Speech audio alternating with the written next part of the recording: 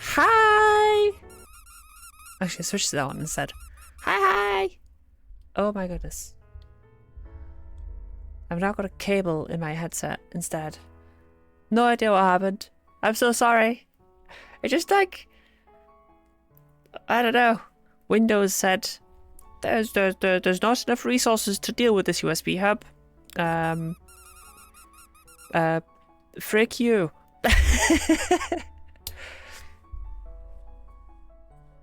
Wait, what? Why is Stream Elements being... Huh? Huh? Oh, wait a second. Oh, I think I know what happened.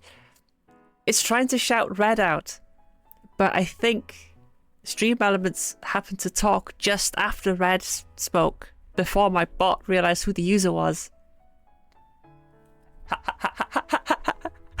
Interesting. I might need to sort that out. I did not realize it did that. Hi, Putinag! How are you doing? Thank you for the follow. I do stream. I like streaming. It's fun. I have no idea what's on screen right now.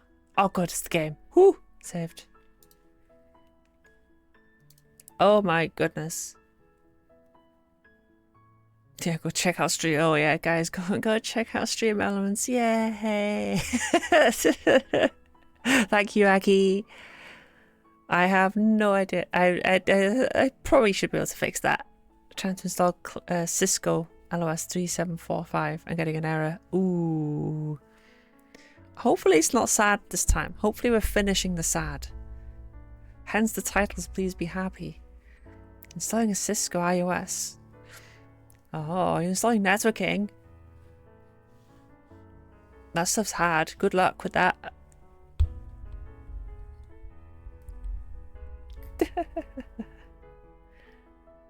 Oh, this is true. You haven't streamed in a while, Red. Next year. There we go. Like we're building it up for next year. For the more. Oh yeah, we've the exclamation command work again. And for anybody that was wondering, apparently one of the files got corrupted, and it's probably not a good idea to keep StreamerBot in a folder that syncs. No idea which folder, which one got corrupted, but backups work. Yay for backups. Oh, but it's all fixed now. All commands happen to work. Oh wait, oh, damn, I forgot to remove that one. Give me a second. I need to remove that one. They don't do anything anymore. Neither does oh, I've got to get rid of lurk as well. That doesn't do anything either. There we go. I should back up my computer more often than my current. Never.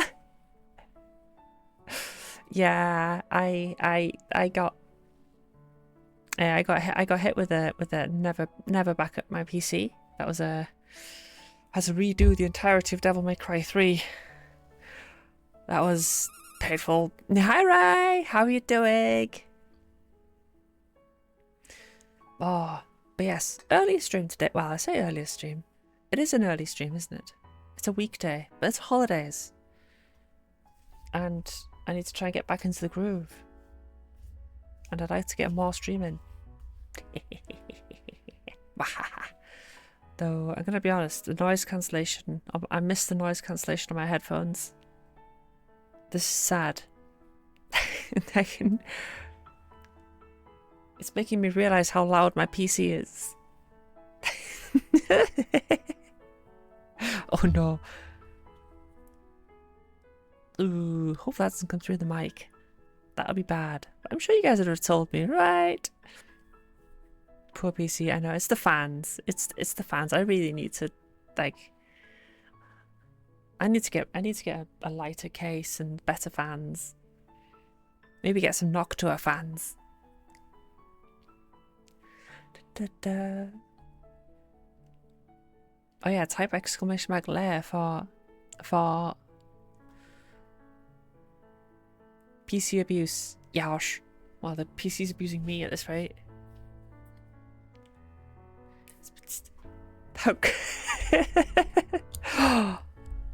My bot really hates you, Lair. Why don't you type all my fans are Noctua along with a custom water loop? Ooh. Oh yeah, no, I would like that. I'd like that. That's my next goal with the PC. Get some upgrades. Get some fans. Or a better case, get some Noctua fans. Might not go as far as the custom water loop though, as much as I'd love it. It's too much maintenance.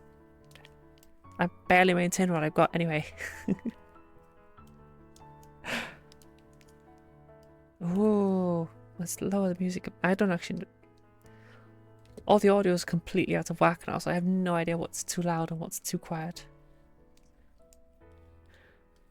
Oh, the clankers all... The clankers touch you. They'll just tell Lair to F you every time.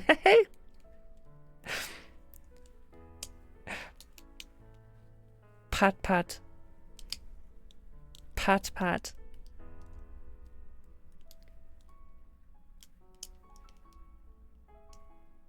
None of those emotes.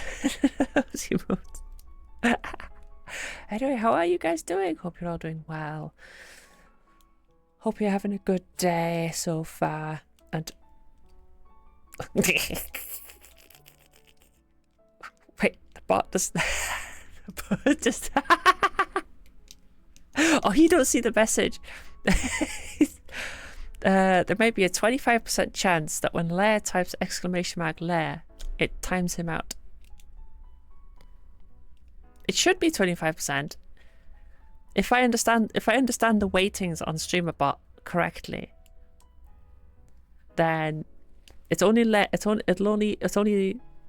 time out Lair if he does it himself. There we go. I mean, that's a bit... Okay, it's starting to look that 25% is looking a lot more. It's looking like it's happening a lot more often than I thought it would. I mean, it could happen that often. But you know, I have no idea. How does the random chance... Is it timed out again? How... What have I set it to? I swear it's... Weight 0.25. Is that how weights work? A value of 0 means it will use a random value of its own when calculating weights. Whoa! Oh my god, thank you, Hopcrest! Hopcrest just subscribed for 5 months. Oh my god. My headphones are so loud. Okay. Thank you, Hopcrest! I send you hugs. I send you hugs and bite. I bite you. Ah! Jeepers! Oh, holy heck. Okay, I might need to turn that down. That's a lot. That's a lot. I had to set my volume to like 17%.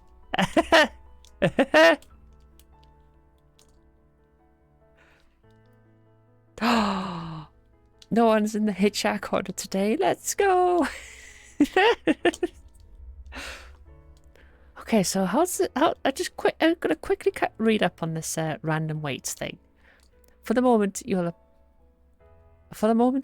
apply a weight to decimal 0.5.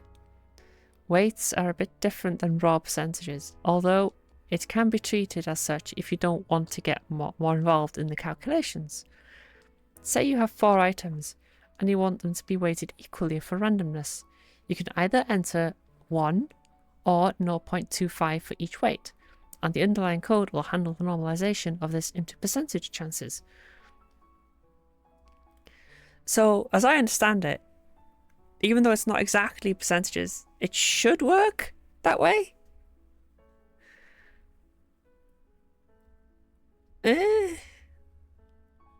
Lair is just really, really unlucky. I I wouldn't go gambling today, Lair.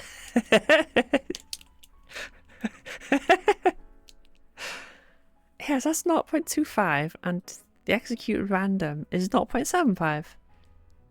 Or just the bot really hates you. If you want 25% out of 2 items, yeah, the second item is 0.75, which is to execute the normal lair command, which has a 95% chance of saying "fuck you, lair" or hugging him.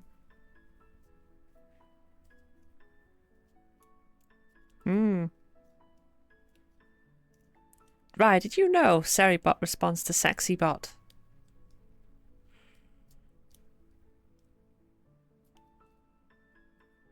I did not know that. This was a surprise when somebody came into chat saying that, and I was like, what? Why?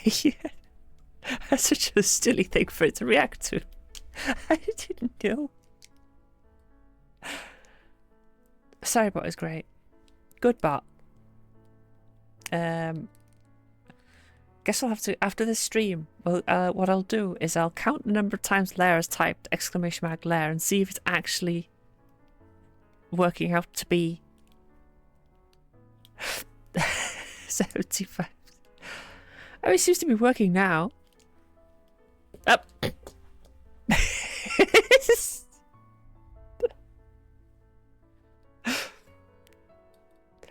I could always lower the percentage chance if it's happening to us, but for this stream we'll use this stream to figure out if the calculations do work out to be 25%.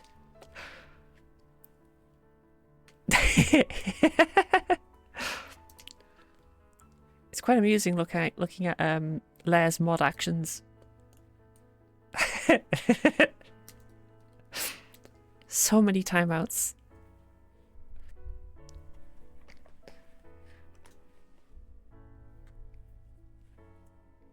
It's so good. But you do it again. Holy heck, this bot has it in for you, Lair. Oh goodness. Well, I'm going to use that to figure out the weights work as they should do. Yeah, indeed. I should be. I did a degree in electrical engineering. I should be okay at maths.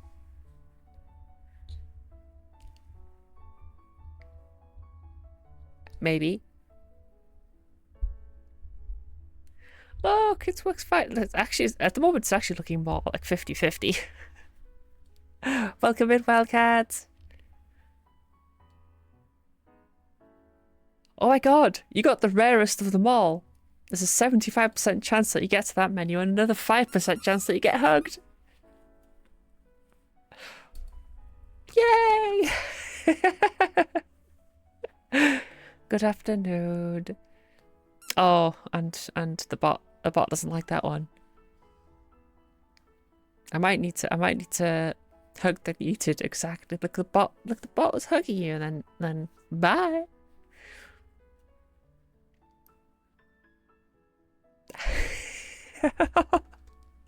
Ooh. Hi, Rocker. Goodness, that's still loud. How low do I need to put the volume?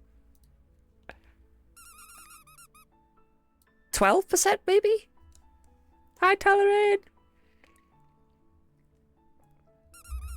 Hi, Rocker. Ah. Hi, Gok. Whoa.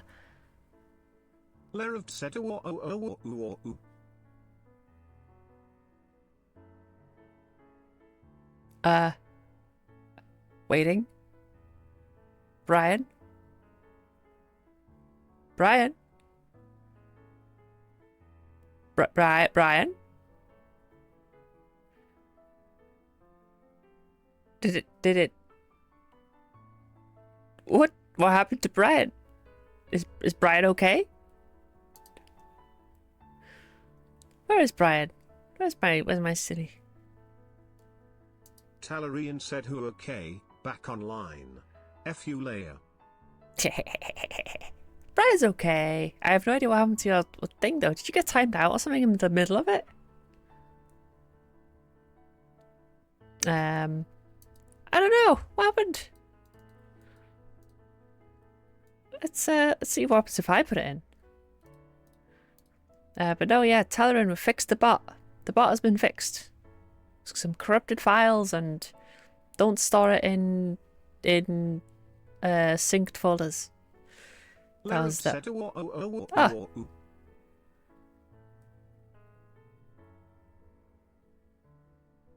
Oh. It's not just a layer thing, is it? Ray 918 said, I can't believe this, Leia. You called me a clanker SMH, not invited to my Christmas party. Ba ba ba woo ah woo ah woo ah woo ah woo ah woo ah woo ah woo. Ah woo. Ah woo ah woo ah woo ah woo ah woo ah woo. No Christmas party for you.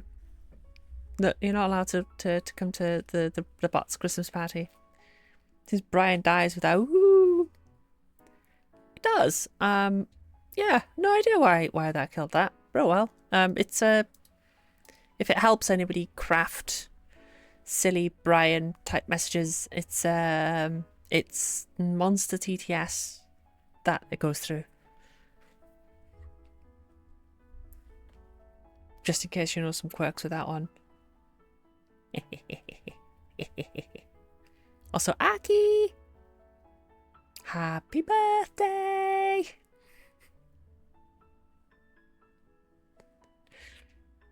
It's not bad luck this time.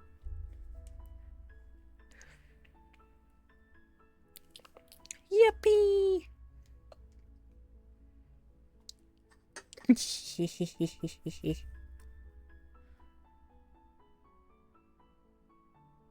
Lerov said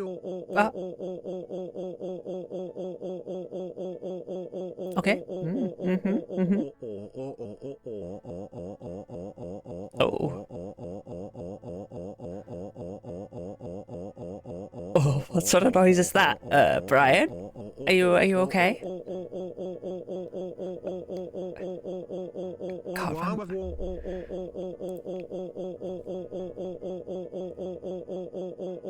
Waiting.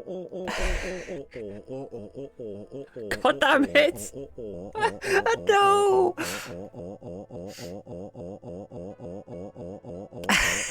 Why does it? Yeah, cow won't start. That's a far more innocent thought. No. Oh no. Oh no. Okay, apparently timing him out does not stop Brian. Noted. Oh my goodness. Talarian said, Nyan, thanks to Ellen Software Vampire Developer Cat, I resume my duties of spouting your weird TTS messages again. Let's go! Let's go! Oh my goodness. But yes, please wish Aki happy birthday. And yes, I hope you had I hope you're having a lovely day. I hope you had lots of cake. If cake is something you like. Or beer.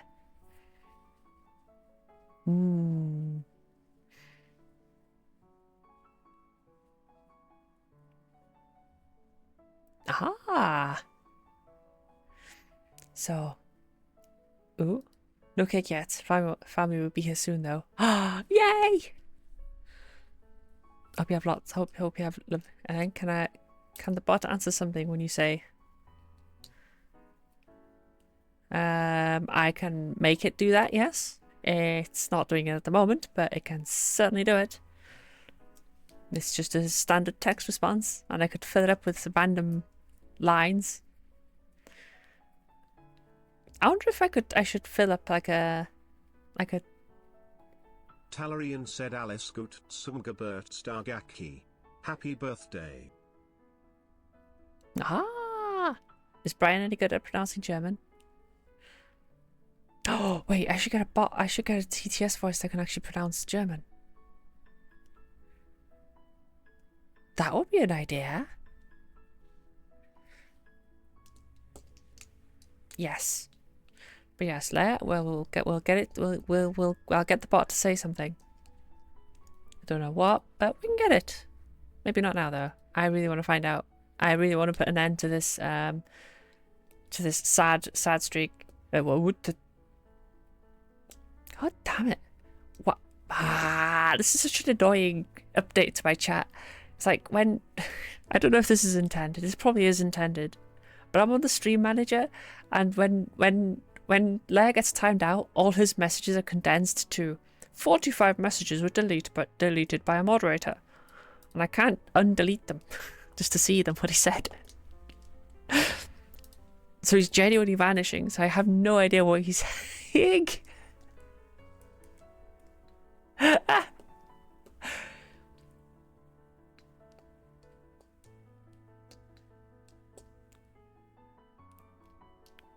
Pat Lair. You silly little goober.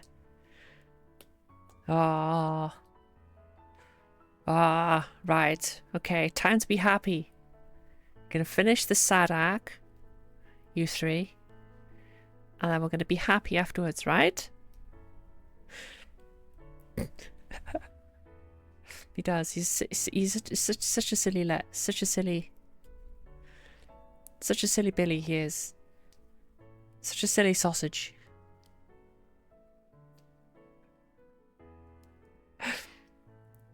Well, he shouldn't be such a suspicious user, you know? How far did we get last time? I don't know. I know exactly how far we got last time. Oh, Les swears. Oh, gasp.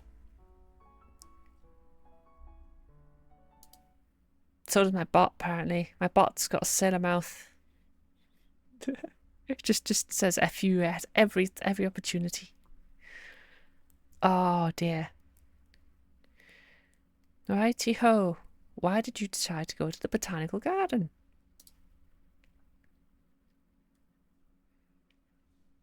Oh, if anybody that may not have caught up yesterday, we had a long run of sadness, and we're hoping now that this is the end of it. You know, that they're gonna talk it out like adults. Maybe. I've had a day to recover.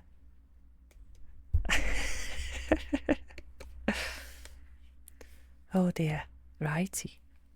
After getting back to the library, I made the same request to Juliet about being able to walk together. Not only did she agree, she suggested that we go somewhere else, just for a change of pace. Oh, that's why they're in the gardens. Okay.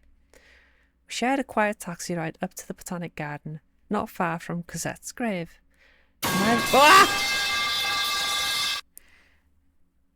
Grrr. My poor ears. Evan's bullying me. Wah. We shared a quiet ride up to the Botanic Garden, not far from Cosette's grave. Neither of us tried to talk, which suited me fine. I spent the whole ride trying to think about what I want to say. I imagine Juliet did the same thing.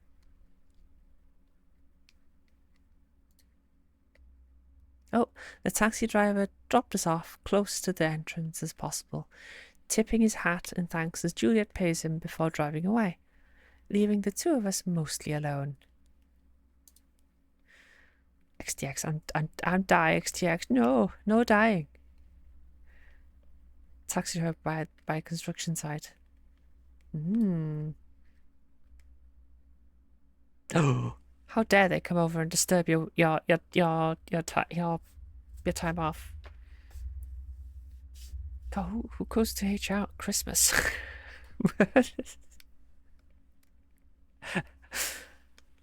Then nothing better to do. And can you add a % chance for me to have like I mean, I could do, but getting banned is probably a bad idea. Was it? I think it actually flags you up in other people's chats. I think. Because if you get banned too many times, then Twitch starts going, "Oi, what are you doing?" Yeah, I can increase the timeout. That's fine. I can do an extra long timeout. That's fine. Do you want it? Do you want it for the lair command?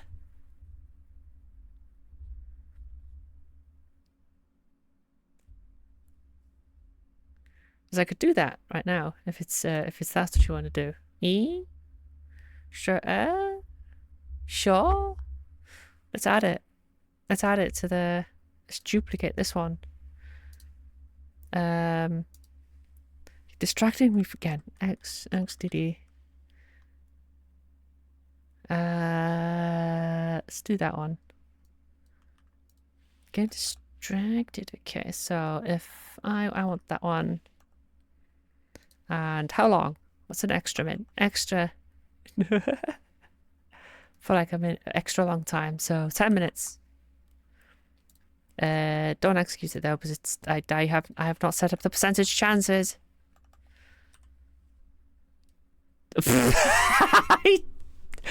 God damn it! I hadn't set up the chances yet.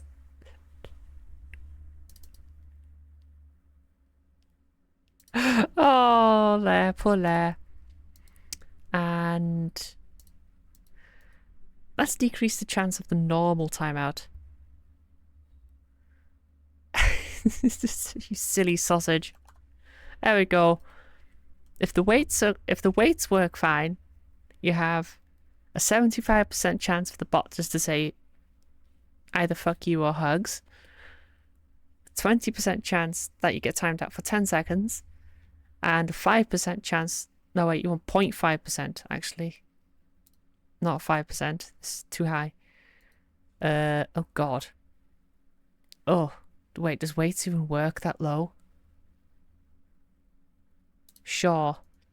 I assume they do. 4, 5. There you go. There we go. 0.5% chance that you're gonna get timed out for 10 minutes. Anyway, back to game. Thank you, Aki.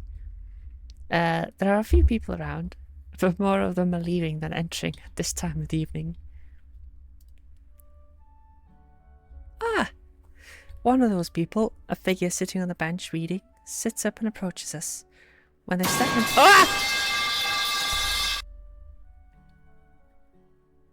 Grr! Some of those people are fake. Yo, sitting on the bench, sitting up and approaches us. When they step into the light, it turns out to be Aspen. Bleh. It's certainly a new feeling to be the one. Oh, it's quiet.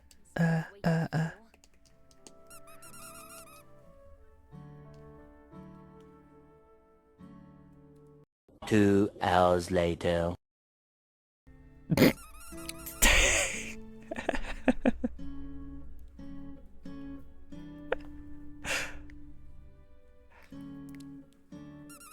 The temptation to put the temptation to put the silly one that Coco's got on her stream is so high. Wait, I should at least put the Virgil one in. I need to find a video of the Virgil one. You know, where he slices everything up. Oh, Snowball Cat's why is it disabled? It shouldn't be. I don't know why it's disabled. Let me undisable that. Oh, it's gonna be throw more cats. Why is it paused? Layer.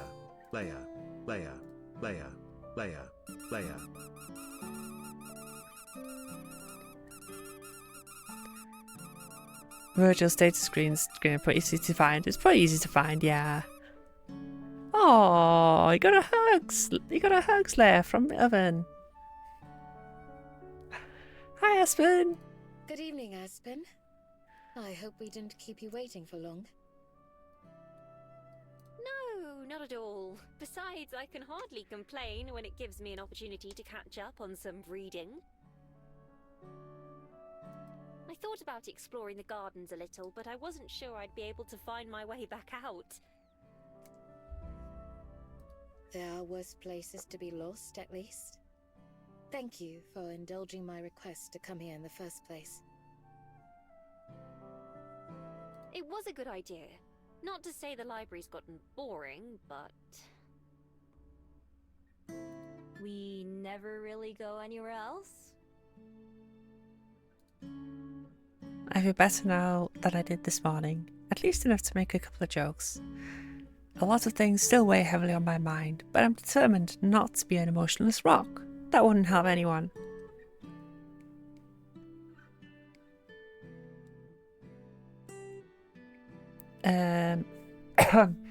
Is it overall or in this particular portion? As that they would be sort of tired and sad in this particular day. Because we learned that she had a daughter that she's outlived that changed her life, and she's learned that the human that she was looking for is very most likely dead because she's immortal. They're both immortal, and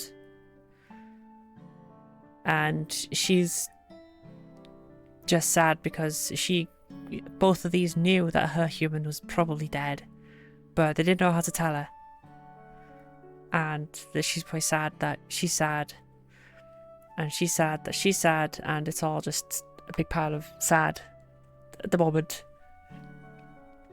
They all need head pats, but you know, at least they're starting. They're sounding a little bit happier. Precisely. I've never been here before either, so I'm eager to see the gardens.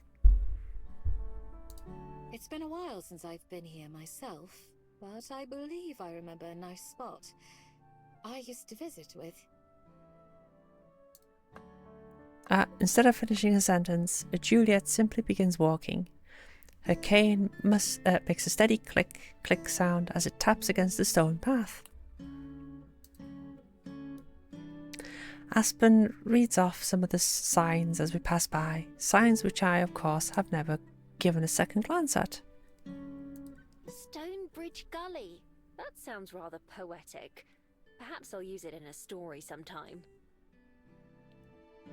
Ooh. Why? Why does it sound poetic? What's a gully? Ah, Pine Hill Path too. Whoever named these gardens was having fun, weren't they? Pine Hill Path too. Oh.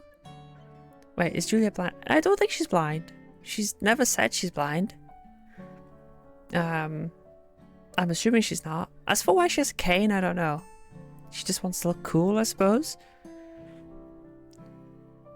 I finally made it through the Monday evening emails that came in.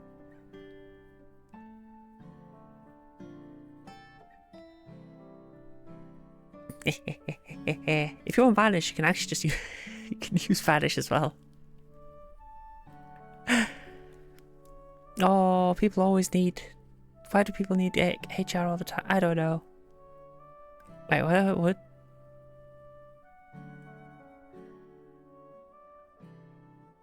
Oh, wait, what? Why was that? Huh? Automod? A gully is akin to a channel or a trench for water. I don't know. It says smart detection. I'm guessing it was trying to be smart and thinking, oh wait, this is dodge.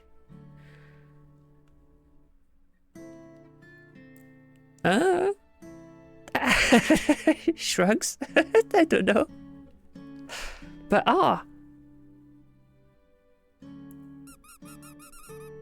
what was automodded? Evan's line that says, a gully is something akin to a channel or a trench for water. Hi, Mia! Hi! As for why it was automodded, no idea. Trench. Why would... Oh, wait. No, that'd be wild. Oh, who knows? There's the...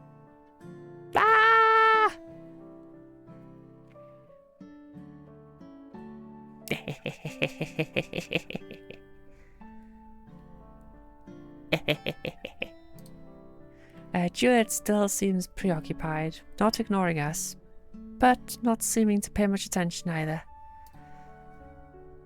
She does wait while...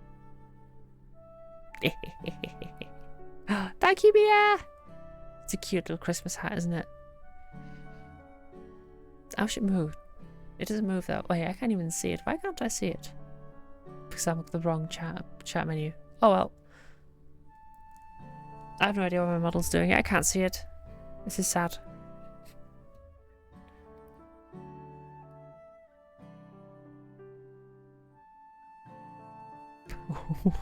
Is that emote?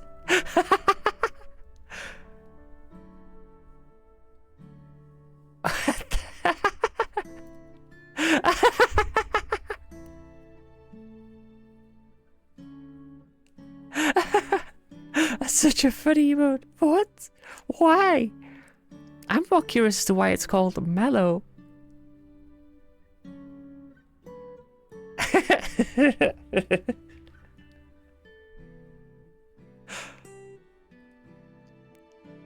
That's a Twitch approved emote, that is, guys.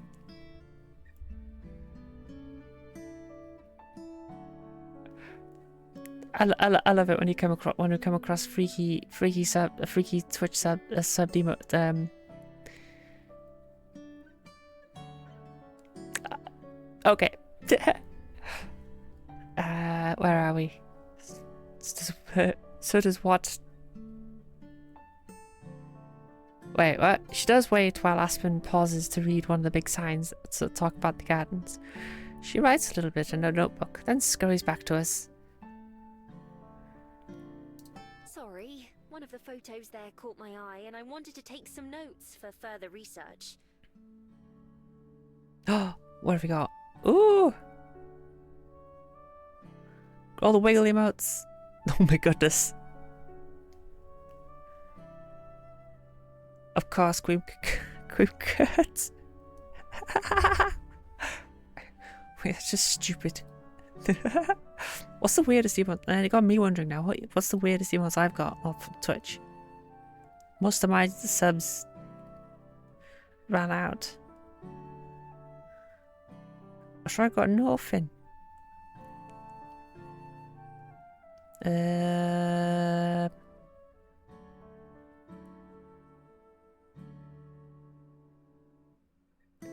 What have we got? I don't know. Oh, I've got Cupid's tier 3. That is one.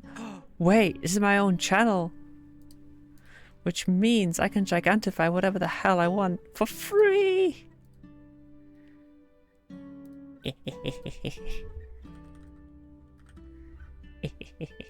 There you go. If anybody that doesn't know, this is Cupid's tier 3 one. You're not being so sus.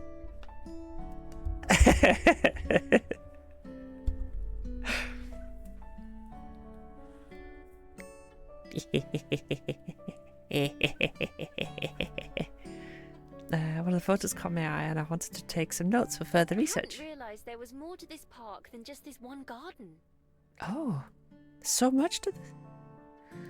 Really? Like what?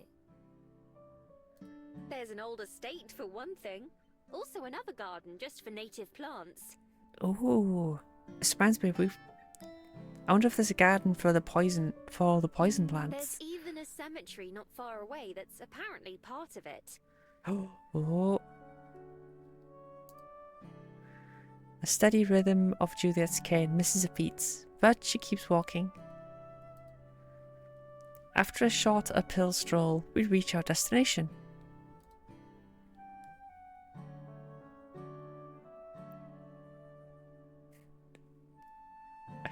A small brick path juts off to the main road, leading to an overlook covered by a glass roof.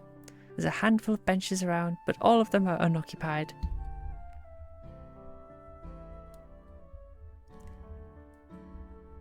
Well, to be fair, she doesn't know about Juliet's daughter. No. And she's never been here before, so she doesn't know that there's a graveyard here. Would this do? I wonder if she'll ever know.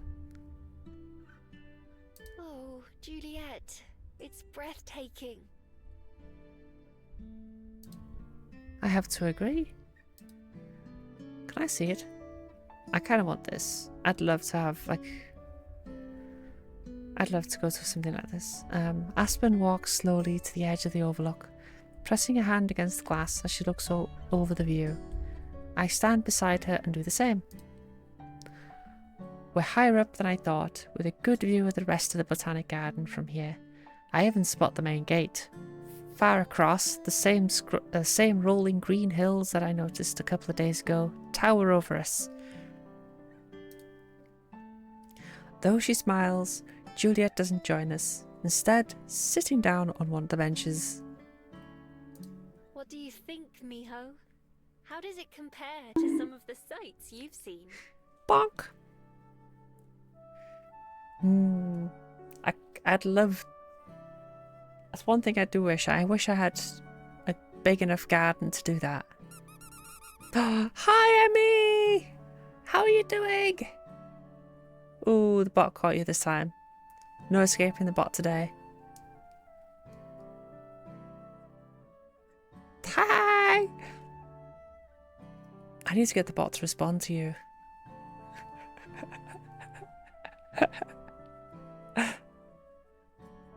You can have a chat with the bot.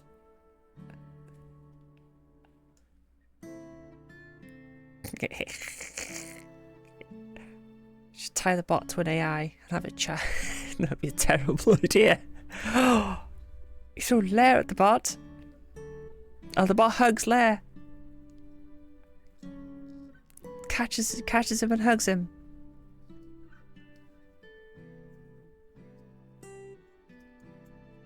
Oh. Anyways, yes. Doomed. Family's here. Okie dokie. Take care, Aki. Thank you for being here. Enjoy the rest of your birthday.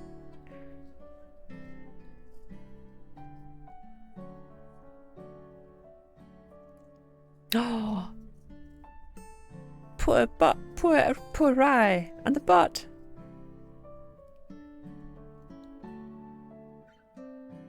Wait. What? Just as they went to lurk. Oh.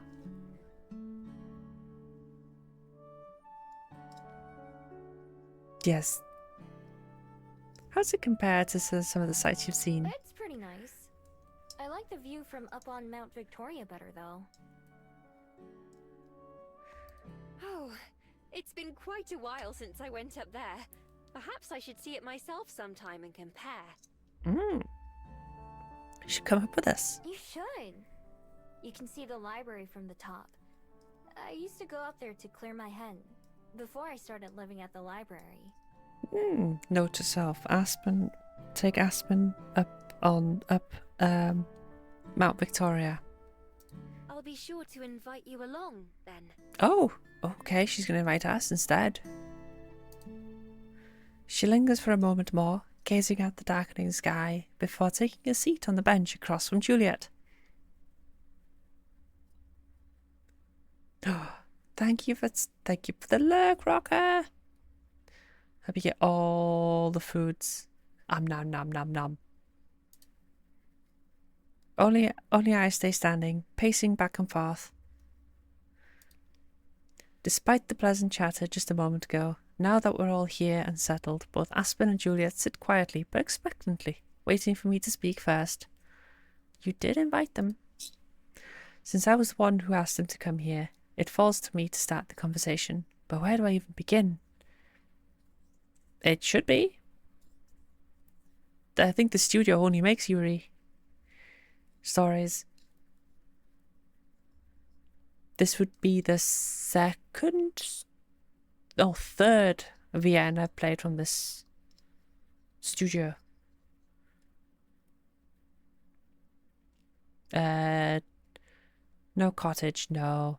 don't think any of them got it. The first one, the second one I played was actually their first one, I think, where it was an RV. They were traveling southern United States in an RV together.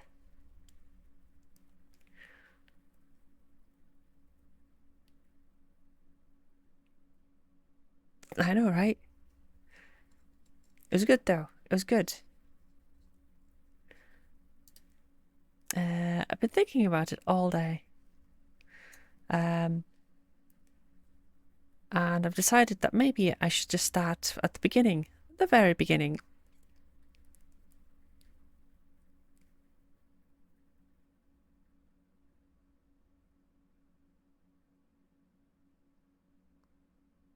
Oh, that's the vanish command. I never told you anything about my person, right? About Changin. Ooh, get to learn about Jong-in. They both shake their heads. Taking a deep breath and clearing my throat, I close my eyes and cast my mind back to the forest all those years ago. I was just a regular fox back then. I don't know how old I was. Foxes don't think like that. All we know about is eating snacks and lying in the sun. That was all I really did all day long. No hobbies or jobs or responsibilities. Just existing. I knew what humans were in the same way I knew what leopards and bears were. Big and scary and something to avoid. It was rare to see one in the forest, but it happened. Most of the time, they were noisy enough that you could hear them coming from far away and hide. That was the first thing that was different about my person, Changin. I was taking a nap in one of my favorite spots, an old log that had fallen over. Changin came all the way over and sat down before they woke me up. And when they did, I panicked. I ran and hid as fast as I could.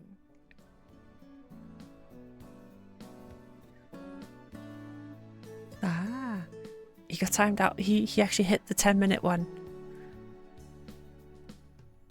I think they were surprised too. They didn't try to catch me or stop me. Instead, they kept their distance and tossed me a little bit of the meat they were eating. I didn't trust them and didn't know why they were sharing, but it smelled pretty good. So I grabbed the food and ran away, and eventually they left.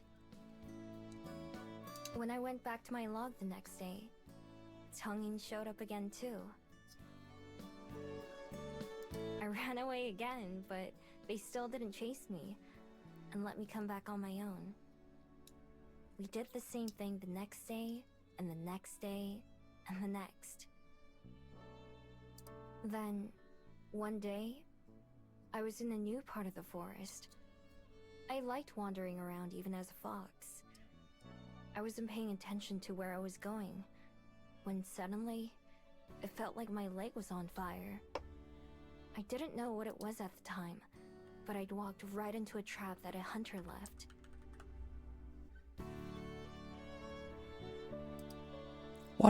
One more bleed.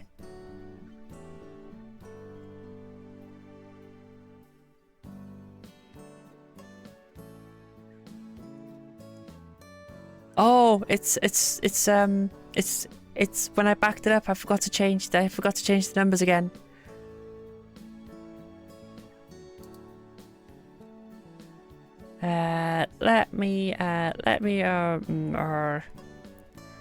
Let me fix that. I think the timer probably needs to be set as well to a minute. And I'm gonna use admin abuse to I think, if I'm correct.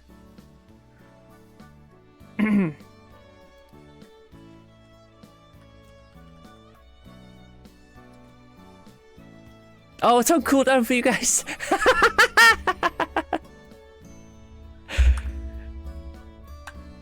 There you go. And one more. Wait, is it not counting mine? Hello? How many did I have to do? 1, 2. So 1, 2. They were on cooldown. 3. Cooldown. 4, 5. Okay, it was 5. So it did work. It did work. It's yeah. I put the. I shouldn't need to put it. I put it on cooldown so people couldn't spam it. But to tell you, if you double time him out, it'll just overwrites the old one with a new one. So I think he should be back sooner now.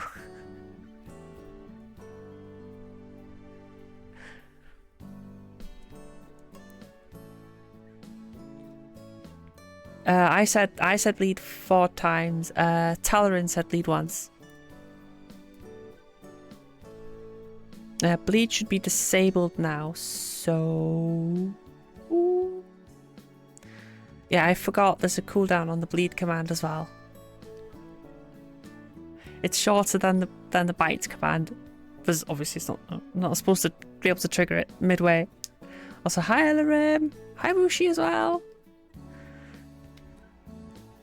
Also, she's voice acting these things! Yay!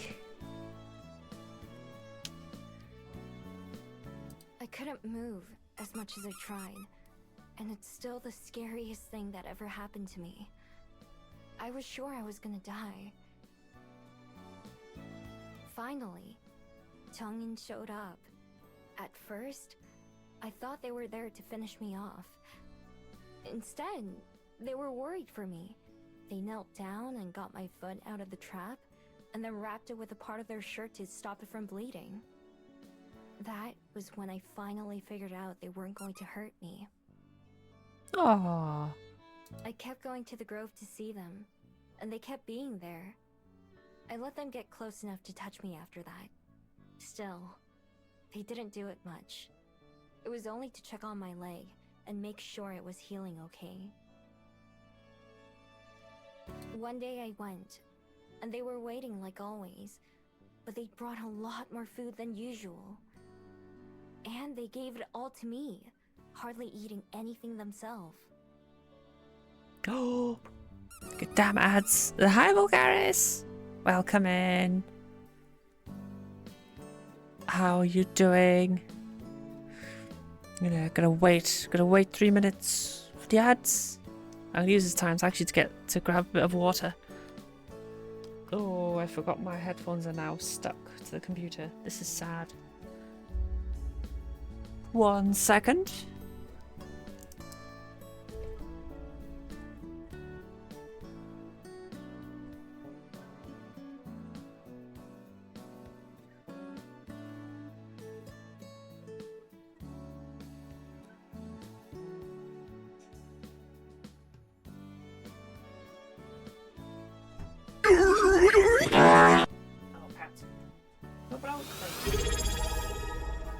What was that? I heard a noise. Vulgaris1 just subscribed for 6 Hi! months. Oh my god, thank you! Thank you, Vulgaris! Thank you for the tier 1 for 6 months as well, oh my goodness! I hug you and I bite you. I don't know how hugging works. Oh wait, hugging would work if I covered it, right? I don't know, I'll figure it out. I'll figure it out off stream. Oh my goodness. Thank you so much. What a Giga Chat indeed.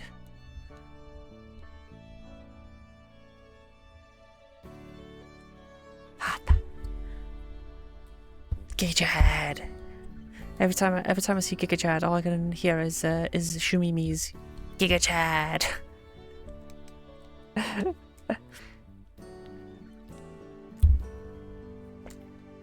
Oh, there you are, Bones. And where were you? Bones is my cat. He wasn't in my bedroom. That's suspicious.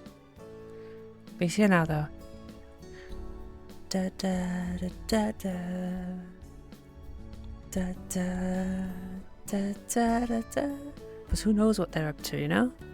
The cats could just be, could be trying to get in my fridge.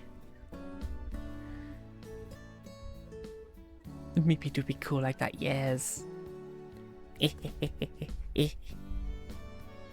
Giga Dad. Oh, hello, cat. Come hither. Oh, come hither to purr with me. Are you gonna purr?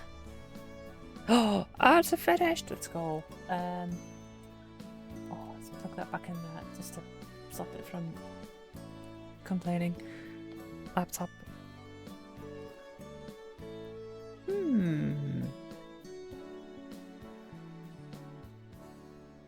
I'm back. Yay! Welcome back, ad watchers. Come on, cat. Right. Cat, what do we want to do? Are you going to watch me play the game? Yes, that's what you're going to do. This voice acted page. After I was finished, we sat together for a while. They sat on my log, and I laid in the grass nearby. Finally, they got up like usual and set two things on the ground. One was a bag of food, the same as they had just given me. The other was a little paper scroll. They patted me on the head for the first and only time. Then, they left our grove. At the time, I didn't think that day was anything special, other than the extra snacks. Oh, petting my cat now. Hi, Mortan. Hi, Mortan. But it was the last time I'd ever see them. When I came back the next day, they weren't there. I waited just in case they were late, but they never showed up. The scroll they left and some of the food were still there. Other animals had taken a lot of the food, but they didn't want the paper. I took the scroll with me when I left. I didn't know what it was, but it was theirs, so it had to be important. My only option was to carry it in my mouth. I went back again the next day, expecting them to show up, but they never did. I don't know how many more days it took before I realized they weren't coming back. Once I did, it was all I could think about. I kept looking for them, but I couldn't find them, as much as I wanted to.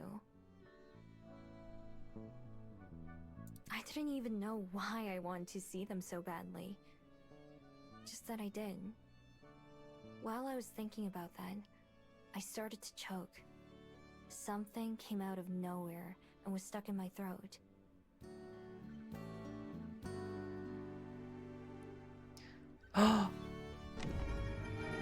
Voice acting.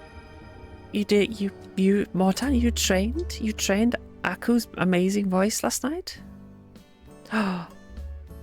Impressive work. I did not know. Also, thank you for the follow. Hi. Welcome in. Emmy, that stream yesterday was interesting. I was lost. I joined, went, what? You was a very good girl yesterday. It was such a good, so good. Oh, thank you, thank you.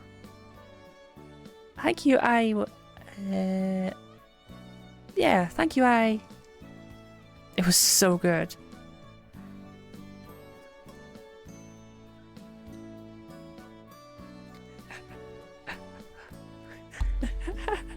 I need to rewatch it. I need to catch up. I need to rewatch it again. Because I unfortunately joined it halfway whilst trying to make food, and so I was completely lost. No, Bones, that's my monitor. No. This is a rare moment to harass Cupid without harassing Cupid. You mean Aku? You mean Aku? What was the name that we rated out with? Aku.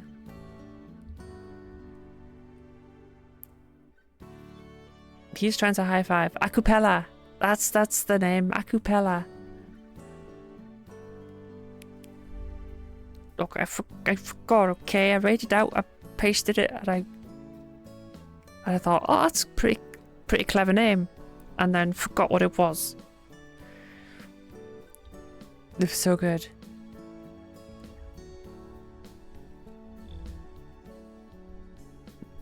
Yeah, exactly.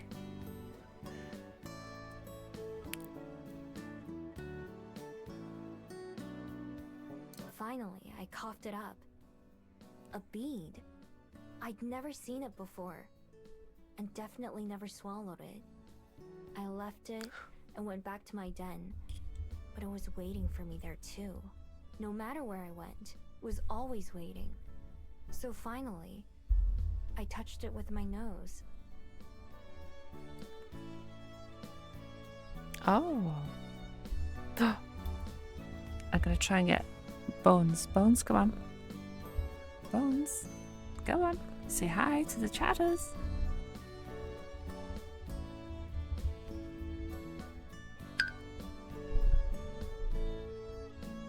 I don't know if you can hear him. It's a noisy purrer. But he's not rubbing himself against the mic like he sometimes does. That was Aku without a voice changer. Everything after that happened so fast. 1 second I was there, just a normal fox. The next, I was in this new form. Not sure how or why. Some things came to me naturally, like using my new body and walking on 2 feet, and even how to turn back into a fox.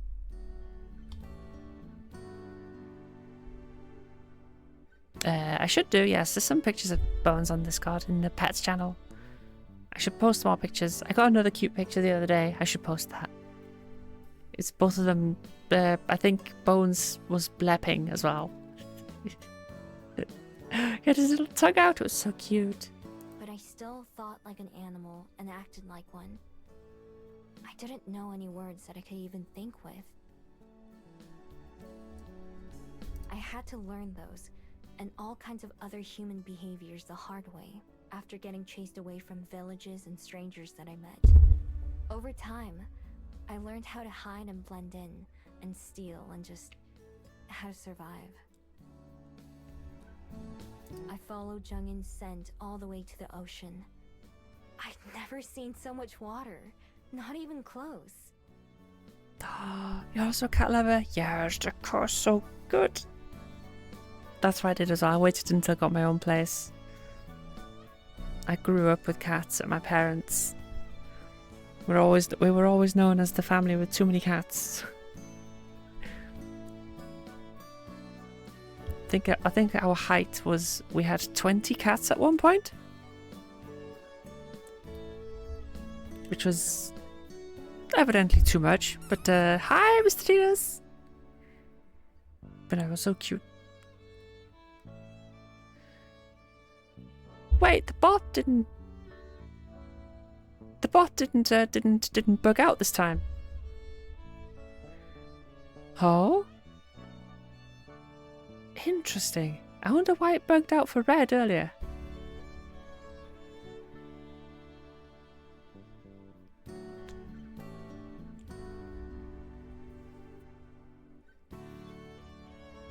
Oh. Also, hi, Mr. Titas. Is the Tina stream?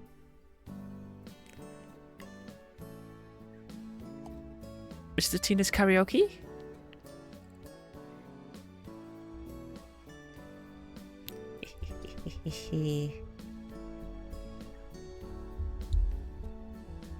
I had no idea how huge it was. I boarded a ship like Jungin had, not knowing that it would take me somewhere different than the one they took. And I've been looking for them ever since.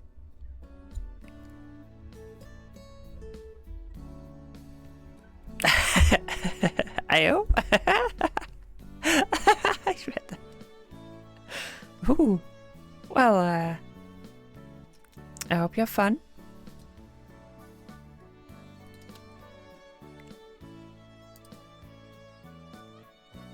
When I opened my eyes again, they're heavy with tears. But this time, I didn't try to hide them. I didn't mean to talk for so long, but once I started remembering, everything else just came naturally.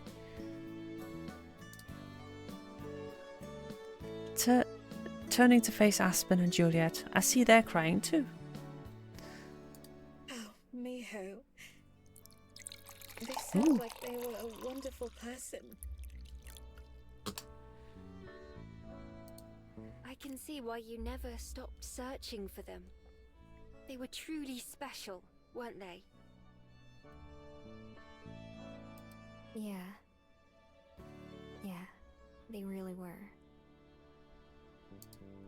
Remembering how their hand felt on my head and the softness of their touch as they inspected my leg, those thoughts hurt as much as the hunter's trap did, but also they make me smile too. I'm often worried that they might have forgotten me, but I don't think they did. They only knew me as a fox, before I had any magic, so the memories should have stayed intact. Those days weren't long, but they were special. To me, and I hope to Jong-in too. And so, I don't want to let them become painful memories. I want to smile when I think about them. You know, for a fox that randomly became human, that drip be better than a lot of people born as a human. It's true. But then again, she's had how many years to refine her style?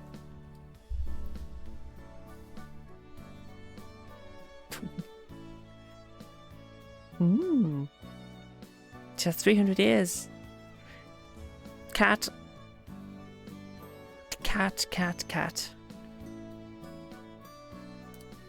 Anyway, I'm sorry for getting so mad at you yesterday, Juliet. And for how I acted this morning with you, Aspen. I know that you both just wanted to keep me from getting hurt. But that's another thing, too. It feels like you're always looking after me, or taking care of me. There are lots of things I'm still learning, but I'm not weak. I've taken care of myself for a long time, you know.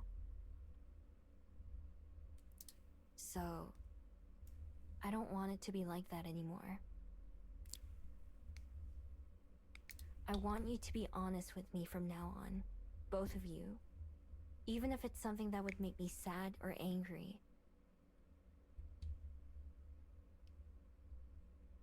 I promise that I won't run away without saying anything. I won't just disappear no matter what happens. Huh? Wait. He is? Should be?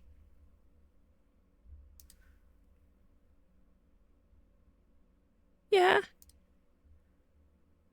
He is. I mean, I get where Les coming from, because your last message doesn't have the hammer on it anymore.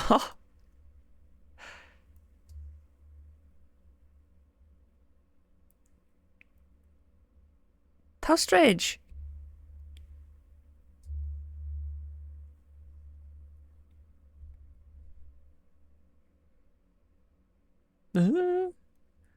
Twitch is breaking, falling apart. Because if we're really friends, then we should trust each other, right? That's one of the things I've learned. God, Bones is just sat in front of my monitor, staring at the mouse, with his tail flicking. How do you know where the mouse is, Cat? Stop being so smart, you little silly boy. One of these days I'm going to regret moving the mouse. If you see me moving a mouse on screen, then what I'm doing is I'm playing with him. He's just following it. It's so funny to see his head just Just follow it. Boop, boop, boop.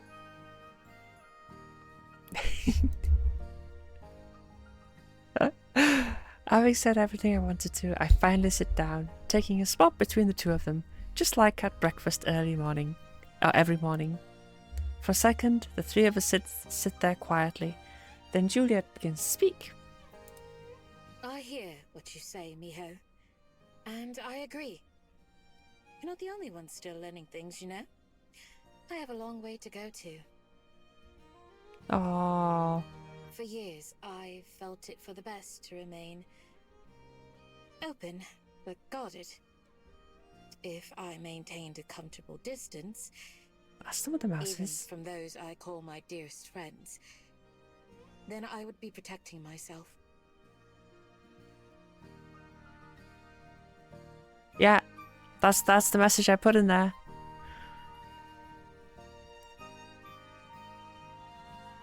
Just because they're both silly emotes.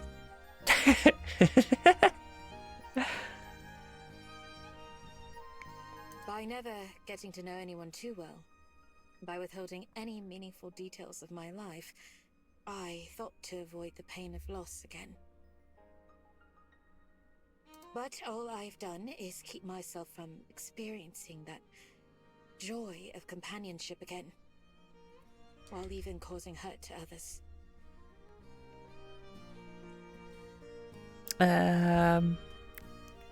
What's difference for me? XDX is when you're being a little tricky, and XDDing is, I don't actually know what it means, to be honest. It's just funny. It's a funny cat with teeth that looks tricky, like a little trickster. Maybe I should change it to XDT instead. Just playing a little twick. Just playing a little twick on Lair. The fierce independence and the aversion of coddling, also lesbian cottagecore? Because pissed. I don't know.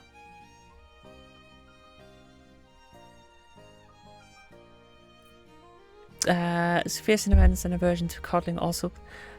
I'm hoping they're going to be all cuddly and XDC, yeah. I could change it to XDC instead.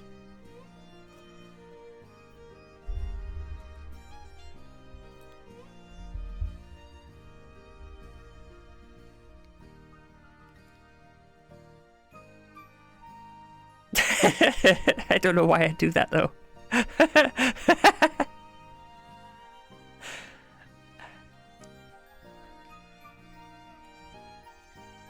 Oh, Ellen shock collar stream when? Don't know.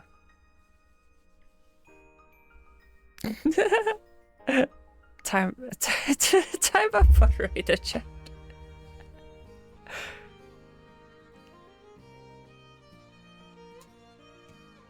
Oh, I just see that emote and I'm just reminded of Crelly's shock collar stream, and then I'm reminded that shock collars exist, and I was like, oh yeah, that's something I would try out. Can't be that bad.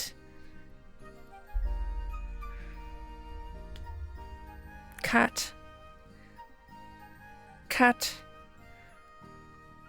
what do you want? What are you doing? Yay!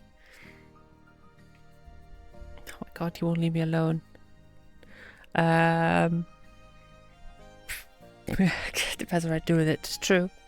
Probably just tie it to some game, and when I lose, I get shocked or something, or maybe some of the fun activities. GG mod.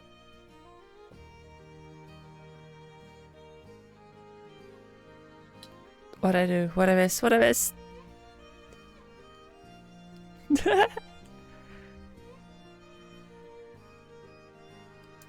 I'm not too experienced when it comes to being honest to myself. Or perhaps only honest to a point. They haven't charged yours. Oh no. You little kitty. Oh my goodness. Oh.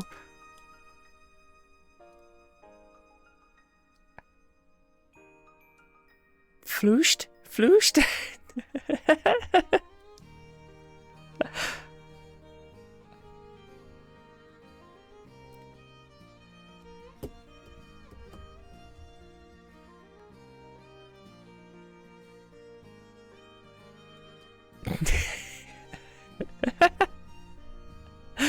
Oh, poor Emmy.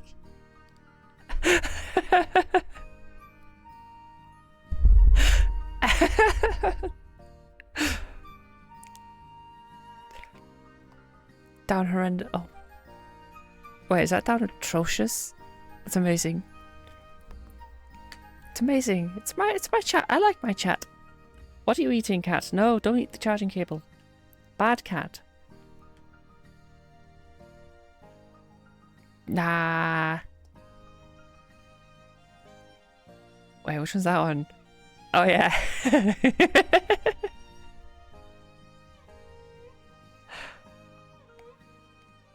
I mean, just look at some of the 7TV emotes. But you're right, Miho. That isn't how it should be.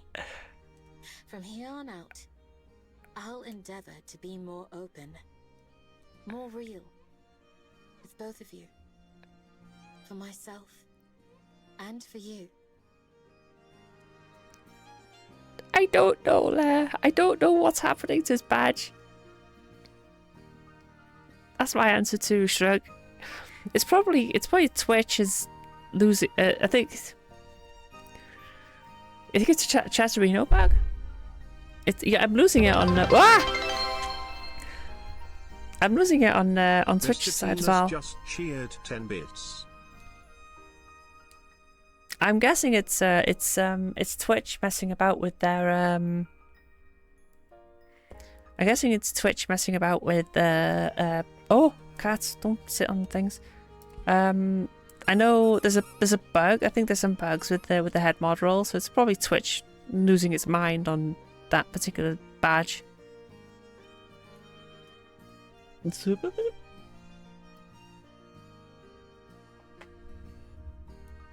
Ooh, are you gonna come clean, Juliet? Are you gonna tell Aspen about Colette?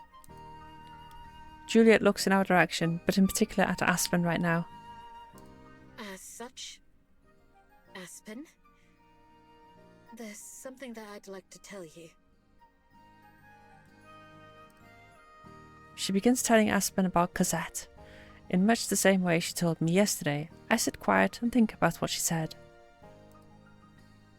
Hearing Juliet describe herself reminds me of me. In the end, we've both always been running away, haven't we? Despite how perfect and put together Juliet's always seemed, she's actually been struggling just as much. She was just better at hiding it than me. Oh yeah, there's a head mod roll, Emmy.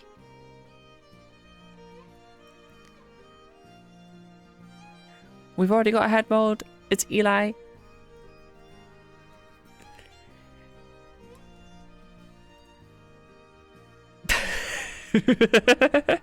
Monka.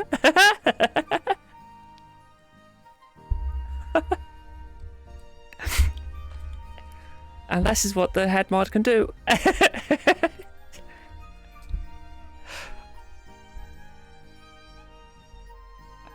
For some reason, they can also assign VIPs, which is a very peculiar thing. Does it, as Chatterino not updated? Apparently, yeah, don't you have to load up like the nightly version or something of Chatterino for the lead mod stuff to work?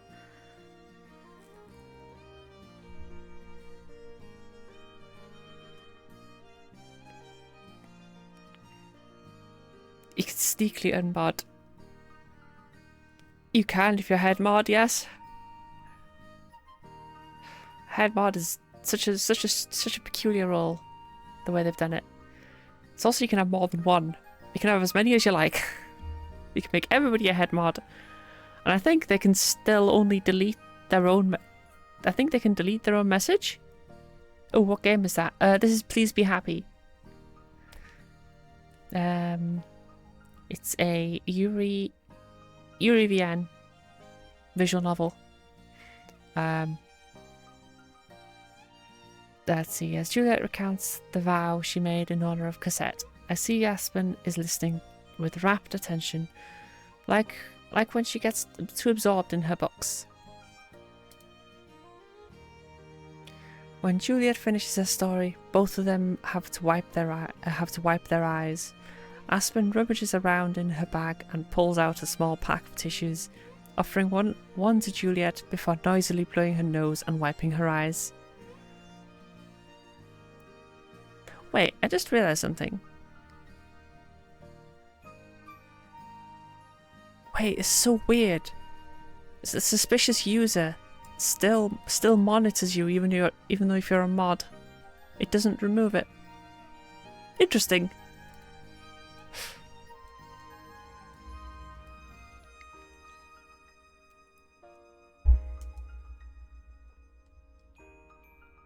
Yeah, I kind of expected it to disappear when he got modded. Oh, Abby. Yeah, you can be a suspicious user and a mod at the same time.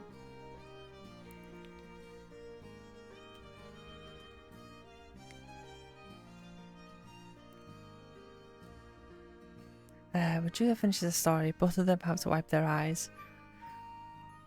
Aspen rummages around her bag and pulls out a small pack of tissues, offering one to Juliet before noisily blowing her nose and wiping her eyes. God, that's certainly a lot to take in. Whoa, Aspen's had the double whammy. She's had to take her story and her story at once. Oh my goodness. Thank you for telling me, though. Cosette sounds like she was a wonderful person, just like Johnine. I wish I could have met her. I wish you could have as well. She would have had endless stories to recount, and I know she would have loved to share them.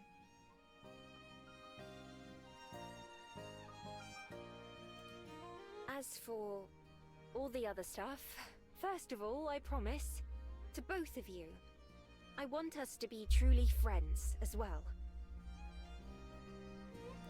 I don't have anything quite so dramatic in my past, but I certainly know how it feels to be performative.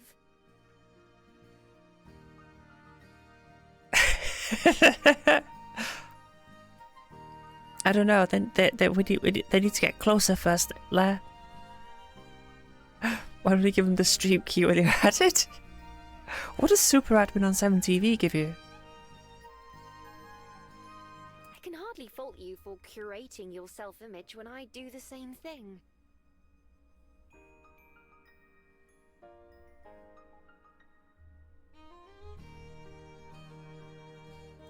It's kind of funny, actually, and a little scary to hear you talk about Cosette and Zhongyin.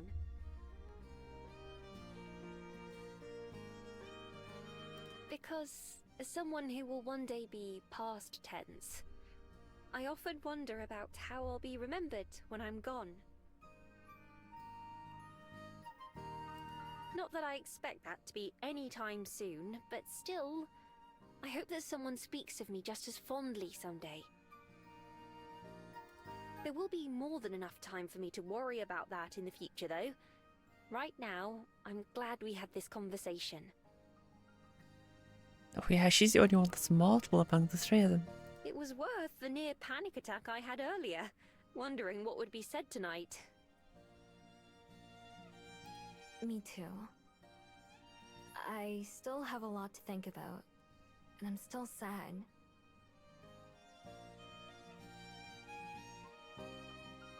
Ooh. They can select your emote sets and add remove anything. Ah.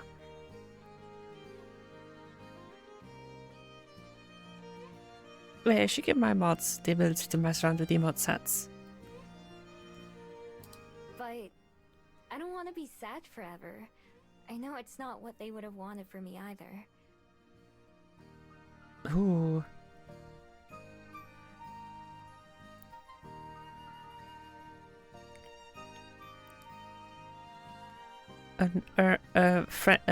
Emmy the potato today? But I do know that I'm lucky I met you two, and that you're my friends. I wanted to stay like that. Oh.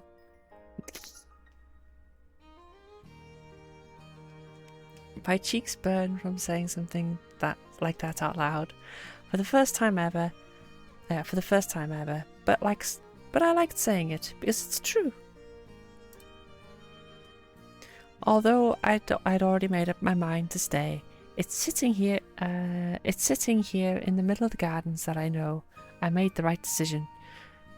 For all the doubts I had, all the struggles, I'm thankful that it happened, and I can finally admit that to myself. Maybe it won't turn out the way I expected, but for once, I'm content with life right now. Well said. And don't worry, Miho. We're not going anywhere. Yay! I just realised, I wonder if she still remembers about the other fox. Even if it's not always perfect, it doesn't need to be. Just like Juliet. Oh, Miho, I'm glad too. The first time you stepped into the Bell House was one of the luckiest days of my life.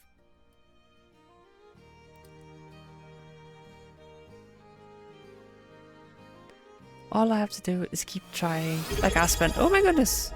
Oh, thank you, Emmy, for the 5 months! Emmy _the _ I hug you friendly and bite you. _ potato Huggies. just subscribed And for bite 5 up. months. Oh, Emmy forgot. Oh, thank you! So maybe another first time would be appropriate. Hi, Donut! How are you doing? Thank you for the head pat. Meow, meow, meow, meow, meow. Ow. I'm hopping up on the bench. I grab Aspen's hand and Juliet's hand and pull them to their feet too. Oh, big cuddle pile. Then spreading my arms wide as I can, I pull them into a hug. Without hesitation, I feel them embrace me in return. From that first day in the cafe, all the way to now. It's chilly out here in the gardens. Oh wait, what? It's chilly out here in the gardens, in the cool evening air, but it's warm in Aspen and Juliet's arms, and I smile to myself, and to them, and to anyone who may be watching. Mine too. Oh,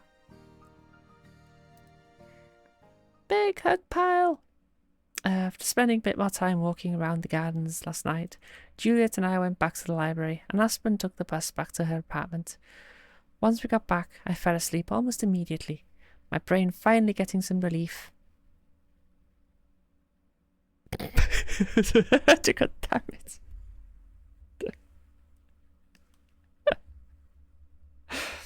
I took the bus back to her apartment. Once we got back, I fell asleep almost immediately. My brain finally getting some relief from all the emotions of the last few days.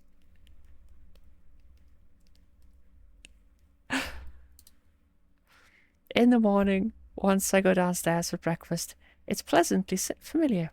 Toast, eggs, and fruit, like always, and conversation about books and work and Wellington.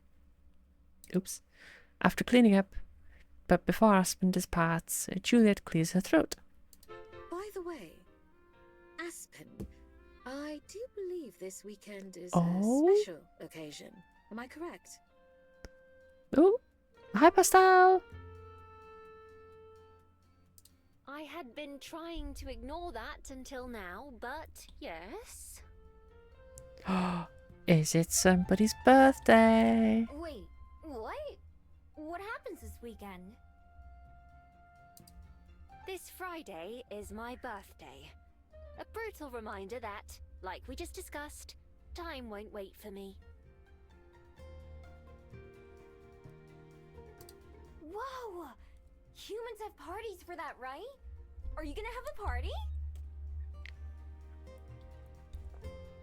God damn it. I'll have to go out. I'll have to watch some clips. Are they shipping each other again?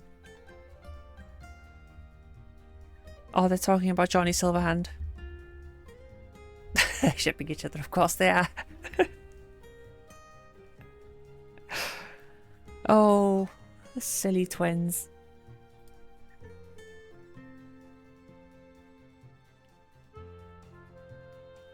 Oh my goodness. Oh wow.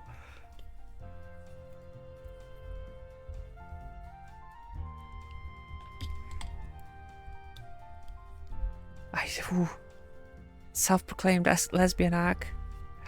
Oh my goodness, okay. Had not expected that. Having a wet wrestling fights with their teeth. Oh. Ew, their teeth. Ew. No clippers though.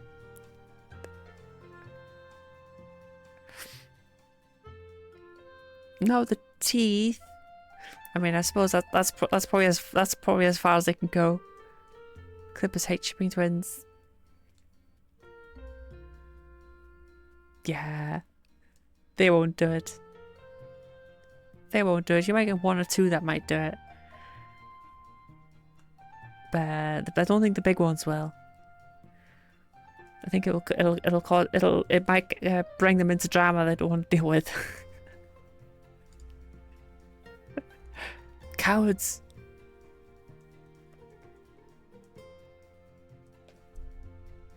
No, I'm not turning 12. Oh. How old are you turning? Not 12? Good answer. Okay. I thought parties were a thing you got to do your whole life. That's not fair that only 12-year-olds get to have them. Noted. Only 12-year-olds can have parties. It's not like that. They're just one of those things that you grow out of. Nah, you don't grow out of. Why? Why what? You should go to the pub instead. Why do you grow out of them? Her brow gets some more creases, like she's trying to explain this as much to herself as to me. It's just part of being an adult. You get older and older and you reach the real world and then you don't feel like having a party, I suppose. Aww. When you're young, it's exciting getting older because there's so much you can't do as a child. Once you're an adult, you realize that what you thought adult life would be like isn't real. Oh no, don't bring us to the real world, Aspen. So instead No. of being excited that there's cake and ice cream, you start worrying about how many calories are in each. Is that a supportive girlfriend evil?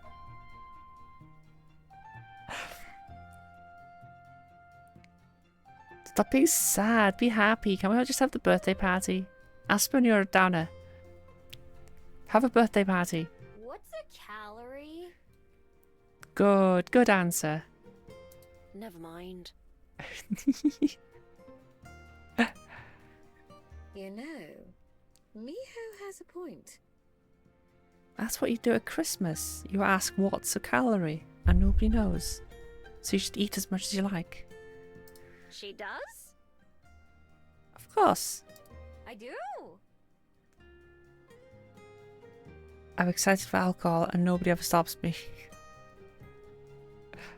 So am I. Got some rum in the fridge. No, fridge. Downstairs. Some ginger and rum.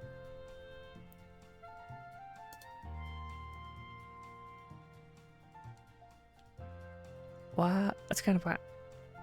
I'm just reading Pastel's screenshot. That's kind of whack, but I'd let you eat the living because I'm a supportive girlfriend like that. Oh my god, if there was a zombie apocalypse, what role do you think I would take? I'm thinking I'd be the wild cat. Good. Oh my goodness. Wow, that is... They are not chill today, are they? I got 1 litre whiskey for my father, but I can't drink. Tragic, actually. No! Why no I drink? Why no? Are you trying to save it for a special occasion? Or are you just not a whiskey drinker? You're never too old to have fun, as you both went out of your way to remind me. Oh. Fair enough, yeah, you should probably listen to the doctor if it is. You can just save up, you know? Save up and drink responsibly afterwards.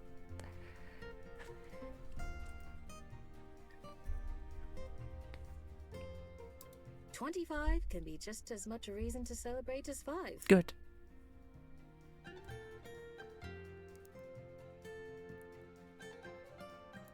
I suppose you're right. For the record, I'm only turning 24. Thank you very much. Let's go. Weakening your resistance. This time we won't have to buy a 3 litre bottle of vodka.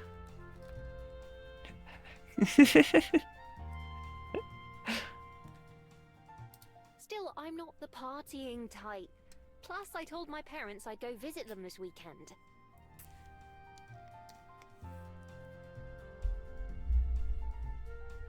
Just for a day, mind. I'll be back well before 24 hours have passed.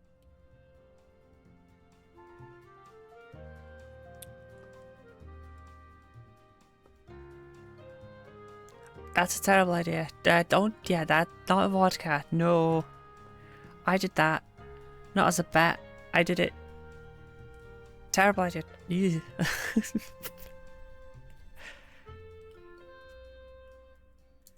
That's wonderful. I'm sure they'll be overjoyed to see you.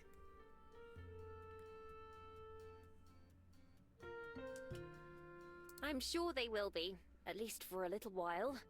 I still wouldn't want to stay for more than a weekend, even without Miho to keep in mind. Oh yeah. Longer than that, and my mum and I would probably go crazy. She is. Actually, oh, I kind of want to... I wonder if they could test it to see if they could, if they need to see each other in person, or can they see each other in video? I wonder if that would work. I'm not leaving Welly until late Saturday evening, though. Would you mind going with me to the bus stop on that day, Miho? Just to be extra safe.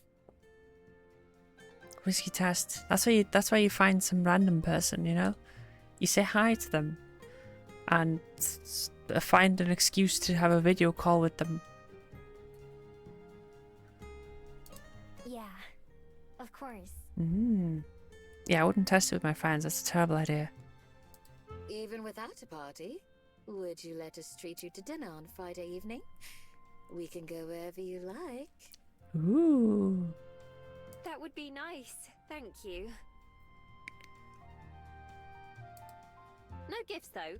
It won't be a party. We're getting gifts.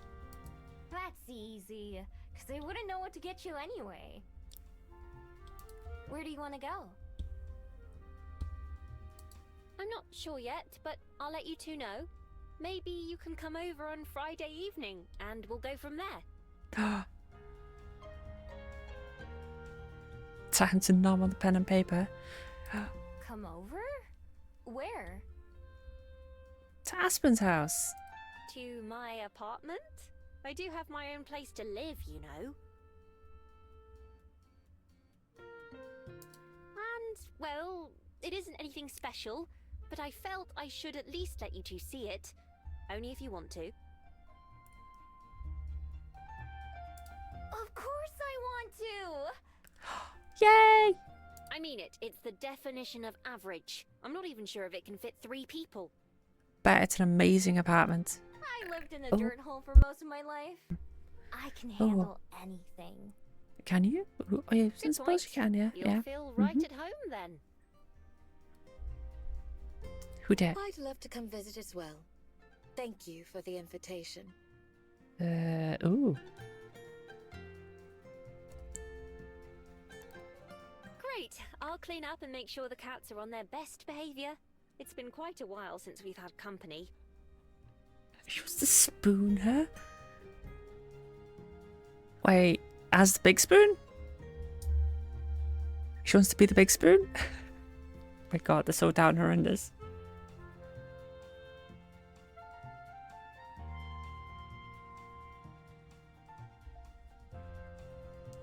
Her chest just having samurai.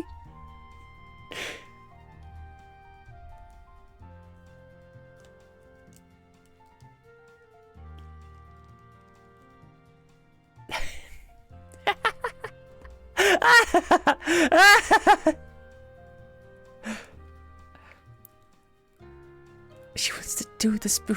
Oh my god. Oh my god.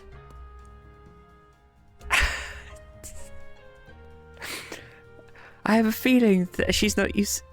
Ah! I'm watching it. I'm watching at the top left. No! No!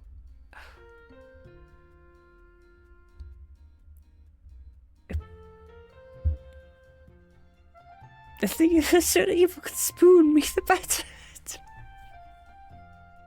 I'm now reading the subtitles.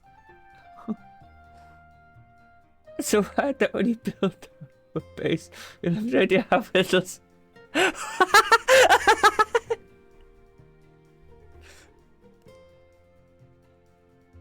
Oh, they're arguing who's the big spoon and the little spoon now. Oh no.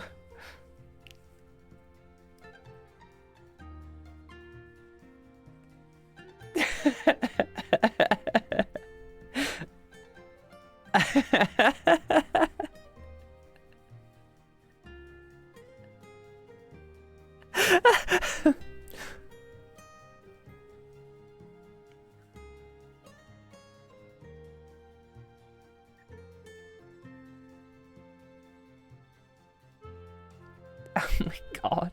Evil. Neuro. Oh no. Ah. But I want to stream game as well and watch Neuro. This is evil. This is diabolical. I knew it was risky streaming during the subathon. Bro, well, we'll continue. Oh. I can't wait! 3 of us chit chat for a little longer until it's time for us to split up for the day. Oh, so you.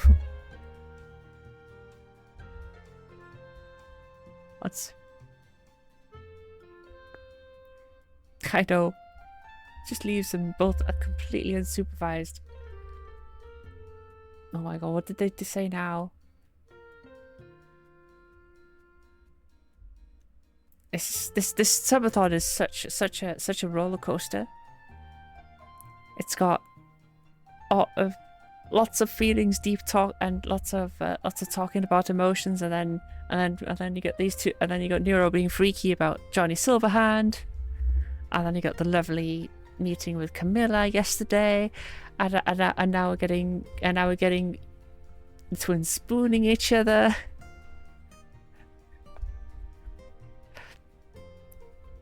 Oh goodness.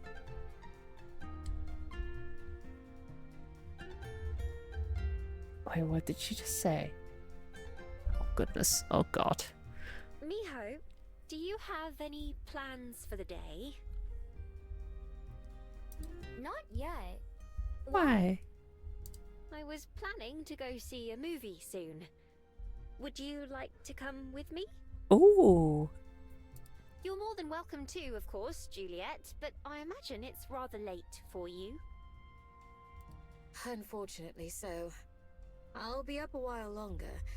but I wouldn't be able to make it through an entire movie. I hope that you enjoy it, though. I understand. Miho? It's fine if you don't want to come along, but the showing starts in an hour, so we'd need to leave soon. I prefer to get there before it's crowded.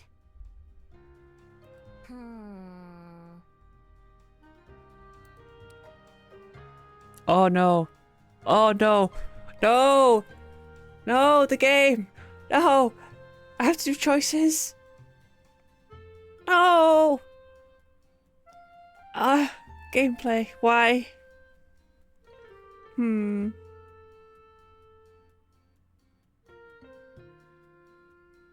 Ugh. Gameplay. I have to do choices now.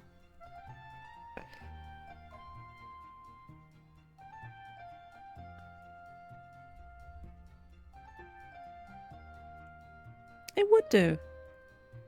Especially in a hot country like... Ooh! I know. I mean... I kind of want to go just rest at home with Juliet, but I hate choosing. I hate choosing, but then it's going to feel bad when she feels rejected. I'm like, no. Also, as a vampire, I wonder if she feels heat.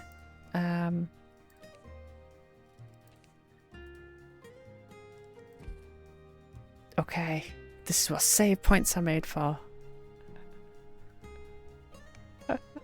Also, welcome in, Maru. Oh, I'm gonna spend it with Juliet. I'm gonna rest at home with Juliet. It's been... I'm not safe scumming. I know. I'm such a terrible person, Emmy. I cry. I mean, I'm saving it so I don't have to go through the entire story again to get to the choice. I can revert back to it at some point in the future. But for this run,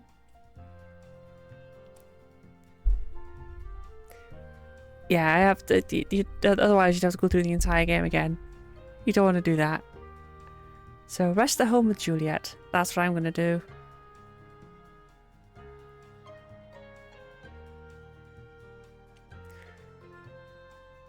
I mean, yeah, that is also another complication to that particular case. I mean, I'd probably play this game twice, and then date Aspen as well, because they're both. I love their characters; they're so good. But I'm gonna rest at home with Juliet. I'm not really in the mood for a movie today, I think. Sorry, Aspen. It's fine. Maybe another time. Yeah, definitely. Aspen gathers her things and departs, while Juliet remains in the kitchen with me. It's fine, I know. This is why I don't like these choices, because it's like, oh no, please. I didn't mean to. Please. Oh. These games tear me apart when they make me choose.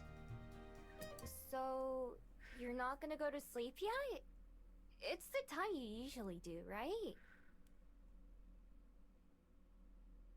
It is, yes. As I said, I won't be up too much longer, but I have a few tasks that I'd like to finish up. Like what? Anything I can help with? Looking around the library, I don't see anything that needs to be done. I'm afraid not. Although I appreciate it. It's for my research services. You're welcome to keep me company, though, if you'd like.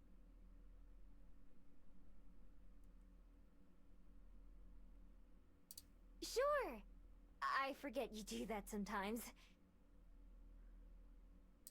I tend to work on it at night, after you've gone to sleep. Come, let's head to my study. Ooh. Oh, the study. I like this. I want a room like this. I follow her to up the stairs into her office. She sits down at the desk and opens her laptop, whilst also moving a stack of books and papers closer to her. I walk around the room a little, examining the shelves. There aren't any bats in the corner today. I never noticed how many books there are in here. Although the library shelves downstairs are full, it seems like there must be just as many books in here, maybe even more. Some shelves even have more than one row on them, with stacks built in front of stacks. Ah, yes. Some of them are old and fragile and not suited to be handled by so many people. Thanks for checking kids' bags. Oh. Others travel between the shelves down there and up here as I meet them. Some aren't books per se, but essays or diaries or treaties. Picking a random book at random, I carefully remove it from the shelf and examine it. I'm able to read the sole word on the cover, journal. Then I open it up. It's full of handwritten pages. I return it to its place. And you've read all of these? Heavens no. I don't think even I've been alive long enough for that. I've read some, of course. Others I've only skimmed through as needed. Sounds like me reading the textbooks Still, back at uni. others were entrusted to me for safekeeping, rather than for their academic or entertainment value. Oh. I take a seat in the chair across from her. Sounds like a lot of work. It can be. There have been fewer requests as of late, but I'm honored to be entrusted with them. Whether it's a family photo album or half-written novel, many people have memories and legacies that they'd like to preserve, but may not have the means to do so. Oh? So you just keep them in the library? So I hold on to them here. And over time, generations even, they're sometimes remembered and asked about, or even taken back. Oh. Either by the person who first brought them, or by a family member seeking to learn more about an ancestor. There are hundreds of years of history in this room. And I'm not just talking about you and me. It takes me a second to laugh. I'm not used to Juliet making jokes. So, what exactly is it you do? God, not the ads. What? Okay, I've got ads. What did Vettel do to the twins? The stream basically turned into a Euphoria ad. Damn it, I'm missing all the... I don't know. I have no idea what's caused them to do. He played Cyberpunk. But Evil hasn't even seen Cyberpunk yet. And she already likes Johnny Silverhand.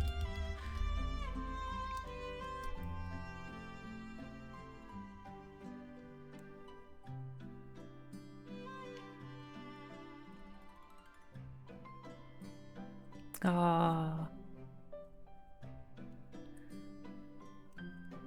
To be fair, I did. The Silverhand is. He's very much a bad boy. I could get behind it. I can get behind it. He's an interesting person. First, I know about it. I know who he is now. It was funny yesterday though when Evil joined. They wanted to kick him. Yes, it was the better leave.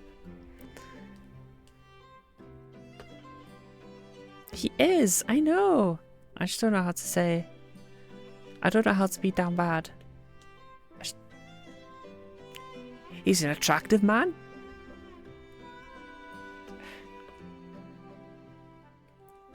That's all I got. That's all I got on it. He's too old. Oh, Buckshot Roulette broke. Da da da da da da.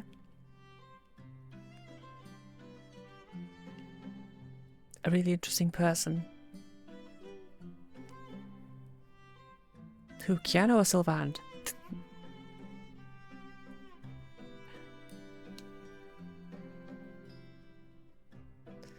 this is the. I'm gonna be honest. Watching Battle going through Cyberpunk has made me want to play Cyberpunk as well. I want to play it again and get that DLC done. I never got the DLC done. Poor production. They just want to play a video game and they keep being lesbians.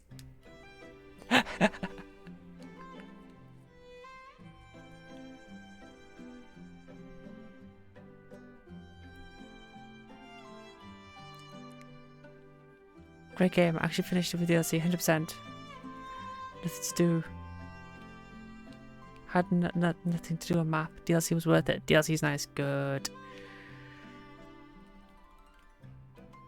I'm gonna start it again. I'm gonna make a fresh account and I'm gonna go through it all.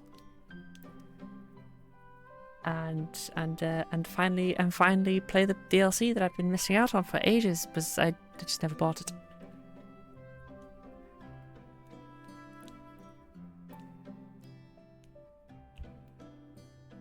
Was Everest? Oh, I should probably pick a different. No, I went with Nomad. When I did my first run, I think DLC was included with the Ultimate Edition. Ah. Cyberpunk. Is it Cyberpunk 2 is in production? Ooh. I wonder if they've. I hope they've learned. Oh, ew. Not multiplayer. No. God damn it. They're going to try and actually make it GTA, aren't they?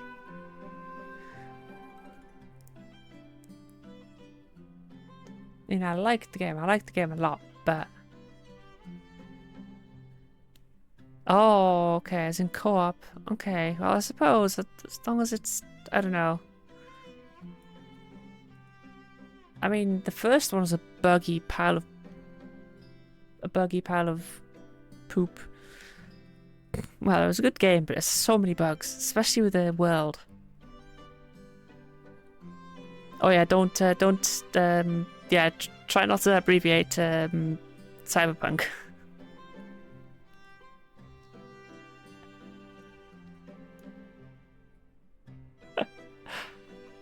You never had any bugs? Oh no, not the bugs. If you look at some of the people and the cars especially were really bad.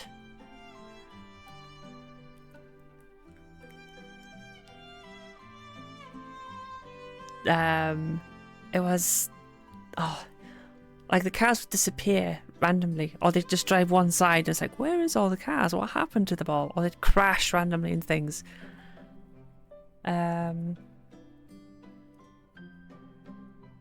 Oh, you never got it? Ah. No, I know. I did unfortunately get it. I did learn to hate cars in Cyberpunk. And then I happened to watch a YouTube video that then echoed my entire sentiment against them. I was like, oh, okay, yes. They were so buggy. They tried so hard. They tried with the cars, but it was. But they ended up adding the Metro, didn't they? That was a late edition. I think I played it before the Metro even existed.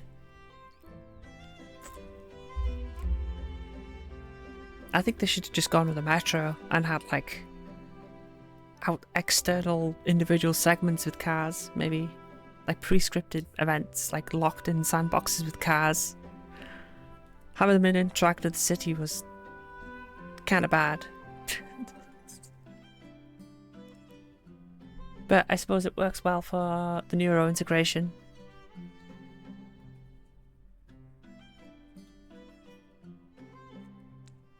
Oh dear.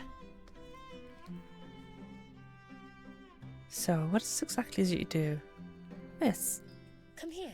Why, welcome back I'll from the show you. ads. Oh, she gestures for me to join her beside the desk, turning her computer screen so I can see it. There's a photo of a fabled person with antlers like a deer's. This gentleman passed away several decades ago. Recently, I was contacted by one of his grandchildren, who was still young when it happened. He said that his grandfather once made it into one of the Wellington newspapers and was hoping I could find the article. Did you? See for yourself. She gestures to the folded newspaper lying on a stack of papers nearby. It's so old that it's begun turning yellow, and the edges are all frayed. But sure enough, there's a grainy black and white photo of the fabled man, although he's way younger in this picture. He had taken first prize in a singing competition at a local fair, and his picture was featured along with a summary of the event. Oh. I look a bit closer. It's hard to tell, but he's smiling in the photo, next to a trophy. Whoa. I can't believe you were able to find this. I hear that rather frequently, and it's rewarding every time.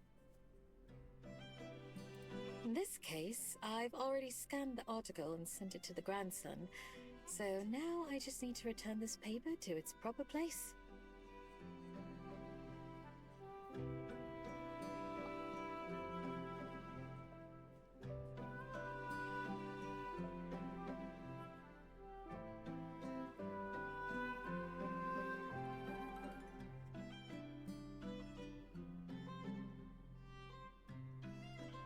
Wait. Anyway, I walk back around to the other side of the desk and sit down again. This one was on the simpler side, because all I had to do was peruse newspapers from that time. More complex requests that require consulting multiple sources can take me much longer. Oh, it's quite the lot. Jeez, I had no idea. They must pay you a lot, right? Juliet does it for free. No, I don't ask for any payment. The work itself is a reward in its own right. I find it fascinating to revisit so many different pasts. That sounds like Aspen talking about books. Visiting other worlds. Yes, it's quite similar. Although Aspen much prefers fiction and novels to this sort of thing. Maybe someday you can have a copy of her book in here too. I have a feeling her life before Cosette, she spent a lot of it gathering riches and prestige. So I'm guessing she just has a big, massive pile of money. But ever since Cosette passed away, she's now doesn't care as much. That's all I can think of. That's the guess I have. Yes, I hope so. Although it would deserve to be downstairs where it can be freely enjoyed by all. That'd be nice. I hope lots of people read it when it comes out. Juliet smiles at agreement and begins to open up books and lay out documents. I get up and browse around some more, examining shelves. She said I could keep her company, but watching the way she's reading so intently, going from source to source, I know I'd just be distracting her if I try. Eventually, I try to quietly slip to the door, but Juliet notices me. Oh, are you leaving? I'm sorry, I haven't been a very good host. It's fine. I can tell you're really busy. Thanks for showing me everything, though. Of course. Thank you for joining me. Anytime. You're gonna go to bed after this, right? So, I'll see you later then. That's right. Have a great day, Miho. You too. Good night and good luck with your work. Waving goodbye, I step out into the hallway alone. Ah, okay. Ah, flashbang. Oh, we can't go to the fishing pier today. Oh. I wouldn't be surprised if she owned half of Wellington 200 years ago. Actually, it was only recently that they started liking the Fable, wasn't it? In the game world, of course. Music cues. What's this? Enable song titles to be displayed in top right of the corner whenever the music changes in game. Oh, okay. Oh. Wait, I can change the font? Oh. Oh, I can make it large. It's default. Anyway, we get distracted to save. Private roads. Okay, I'm gonna be honest. I've been very distracted with these twins being freaky. God damn. Poor production team. SMH.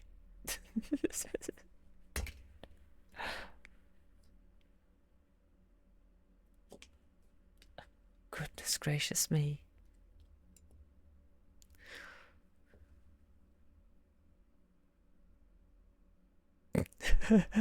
I know, I'm so bad. I'm such a bad, so bad. I kind of expected, gotta be honest, I kind of expected the daytime, like, you know, when they stream together or stream by themselves, that they don't really, that they just talk about nonsense like they usually do.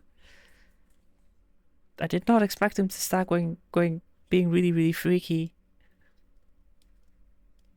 That caught me off guard. Oh no. Oh no. So where do we go? Where do we go? We go to Orange Bay. We've got the Bell House Cafe. We went there last time. Go back to the time. We've been there a few times. Let's go to the bay. We haven't been to the bay for a while. The weather is nice, so I decided to take a walk on the beach.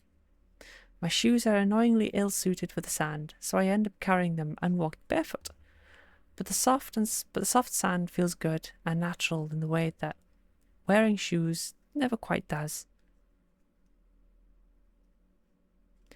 A breeze blows in from the bay, salty and fresh. It smells good. The sun is so nice and mild. This is so nice. Why don't I do this more often? Sploosh! A giant wave crashes and leaves me wet, with ice-cold water from the knees down. Right, that's enough beach for today.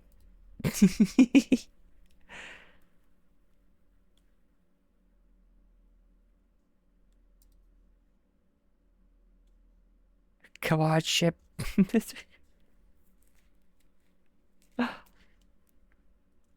Wait, what? Did I not just spend time? Okay. The beach is still an option. Go back to the beach. Go back to the waterfront, which I haven't been in a while. This is so weird. Does anything happen? Are these choices important? It's like it passes time, but is it important to the progression that I go to certain places? Am I supposed to be taking hints?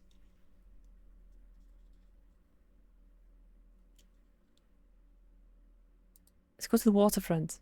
The marketplace is a buffet of interesting smells. The stink of raw fish mixing with street foods in a way that might repel a weaker person, but not me. I'm on the hunt for something yummy and cheap when a woman waves me over to her table. Woman. Oh. Free samples. Free samples of our Korean corn dogs. Korean corn dogs? I never saw such a thing when I lived in Korea, and beyond that, I've never seen a corn dog that looks like this. Mind you, the corn dog is sliced into smaller pieces for sampling, but it appears to be covered in cubes and some kind of powder.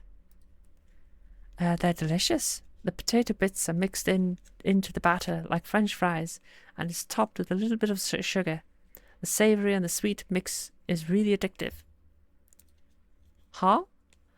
Far be it from me to turn down my nose at potatoes or sugar. I take one of the sample pieces and nibble at it, slow and careful at first, as I process the unconventional ingredients. Once I've had a chance to ponder it and realize it's good, I plop the entire thing into my mouth and chew with gusto. Good, right? Just for you, you can have one more sample piece.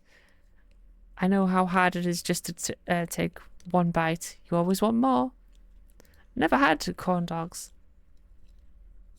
Are they nice? I can't afford a full corn dog, so I accept the extra sample cheerfully and go along my way. Korean corn dogs. I'll have to remember them in the future.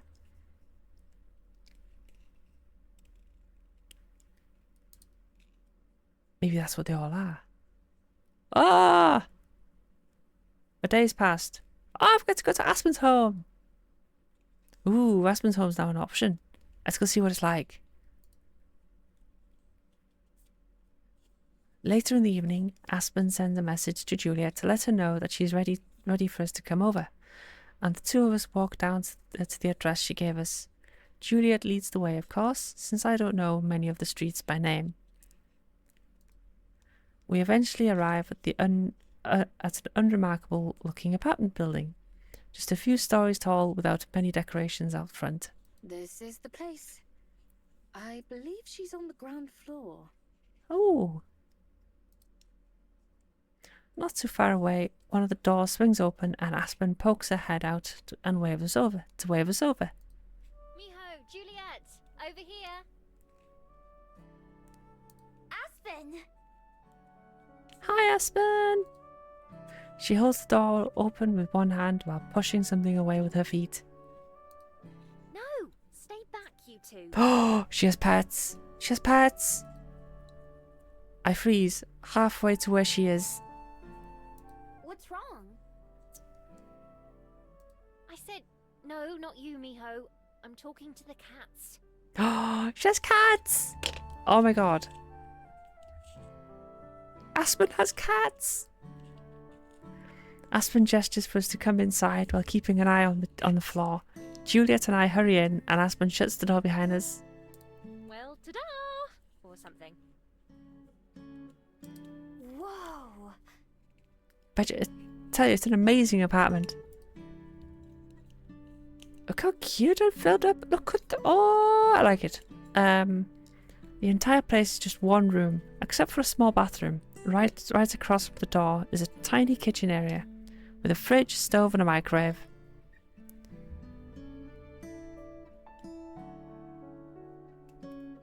So we have a vampire bat queen Juliet and a dual cat owner Aspen. I know, it's diabolical. If only Juliet owned two cats. Ow! Oh! Ow! Ow! Ow! Ow! Ow! Ow! Ooh. The entire place is just one room. I already read that one. Everything else is basically a bedroom. There's a dresser, a small desk with a computer, and Aspen's bed itself. Some luggage and boxes are scattered around, which I'm guessing were part of Aspen's cleanup. I hope that was the good kind of woe. It does seem like it. It's lovely, Aspen. I adore the fairy lights and plants. They make it feel very welcoming. Thank you for having us. Oh, Aspen, Juliet, that sounded a bit fast. Yeah, thanks. It was a good whoa, don't worry. I didn't really have any expectations, but I'm still kind of surprised by how small it is. I figured she'd be exaggerating that part at least a little bit.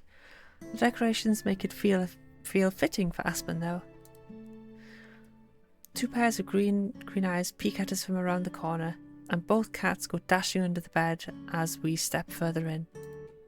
Sorry there's not more space to sit down. You can see why I don't have company over very often. So, what we're saying, if we mush these two together, it's me. on the bed if you'd like. Or the computer chair. Oh, it's fine. I'm okay on the floor. I take a seat with my back against the dresser while Juliet sits down on the bed. As invited, Aspen ends up taking the sole chair for herself. Almost as soon as I sit down, I spring back up, remembering the occasion. Oh yeah! Happy birthday! Happy birthday, Aspen! Yes, happy birthday, Aspen. Here's to another wonderful year. Yappy! Thank you.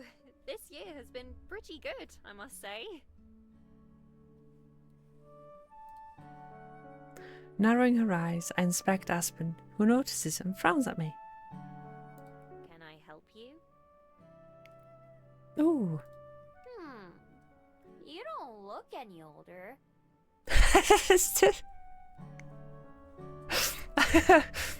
Yes, on your birthday. I'm glad to hear that. It doesn't just happen overnight on your birthday, though. Not that you would be aware of that, I suppose. Anyway, enough about that. Are you too hungry?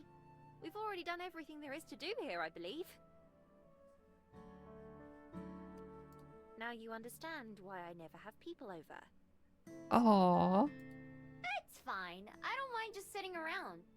But yeah, I'm always ready to eat. Have you decided where you want to go? I think so. There's a seafood restaurant that isn't too far away that I enjoy, but don't go to very often. Does that work for both of you?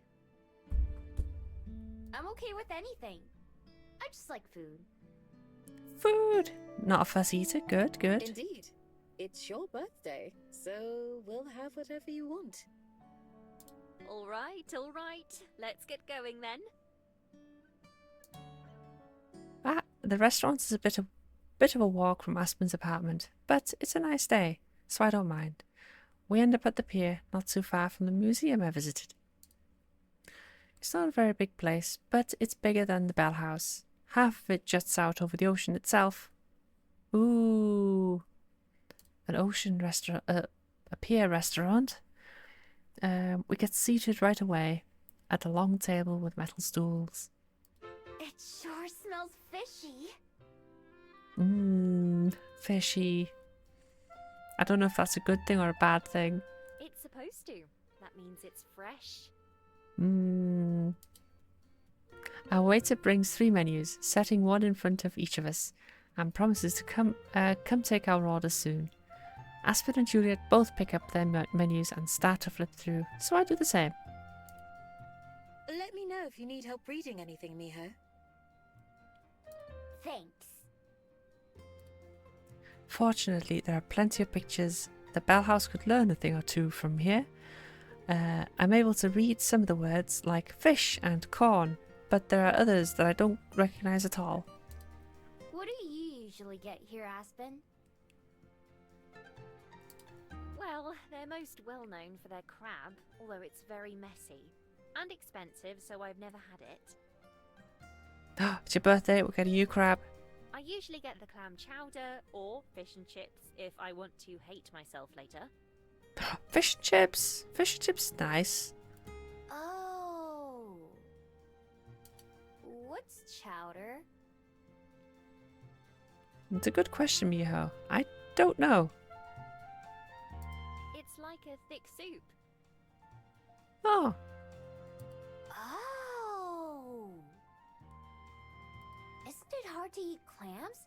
I've tried before, but I couldn't get past the shells. They do that for you. No shells involved. Whoa! That's nice of them.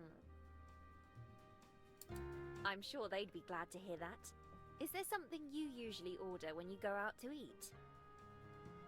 I've never been to a restaurant before. Unless you count the Bell House. Well, not as a paying customer, at least. it's just crunch. Just just pick one up and go, ah. Just bite. Ah, crunch, crunch. Just But I know how they work because I've seen them on TV. I hope So you sharp. enjoy your first time then. I will. Both of you, feel free to order whatever you'd like. Don't worry about the price. oh, spoiling us. Don't worry, I wasn't.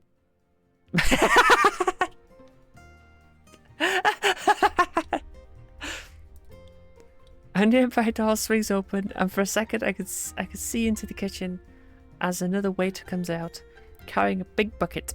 A number of spiny claws and legs poke out of it. Wait. Is that... They take the bucket to another table and set it down, along with a big pile of napkins. The crab? Yes. I watch intently, curious to see how these people are going to get past the shells. You shouldn't stare, you know. I ignore her. I have to know. They grab some utensils that I've never seen before and use those to crack the shells. I watch, fascinated while they do. Turning back to Aspen and Juliet, I make up my mind. I want that. She knows what she wants, the crab.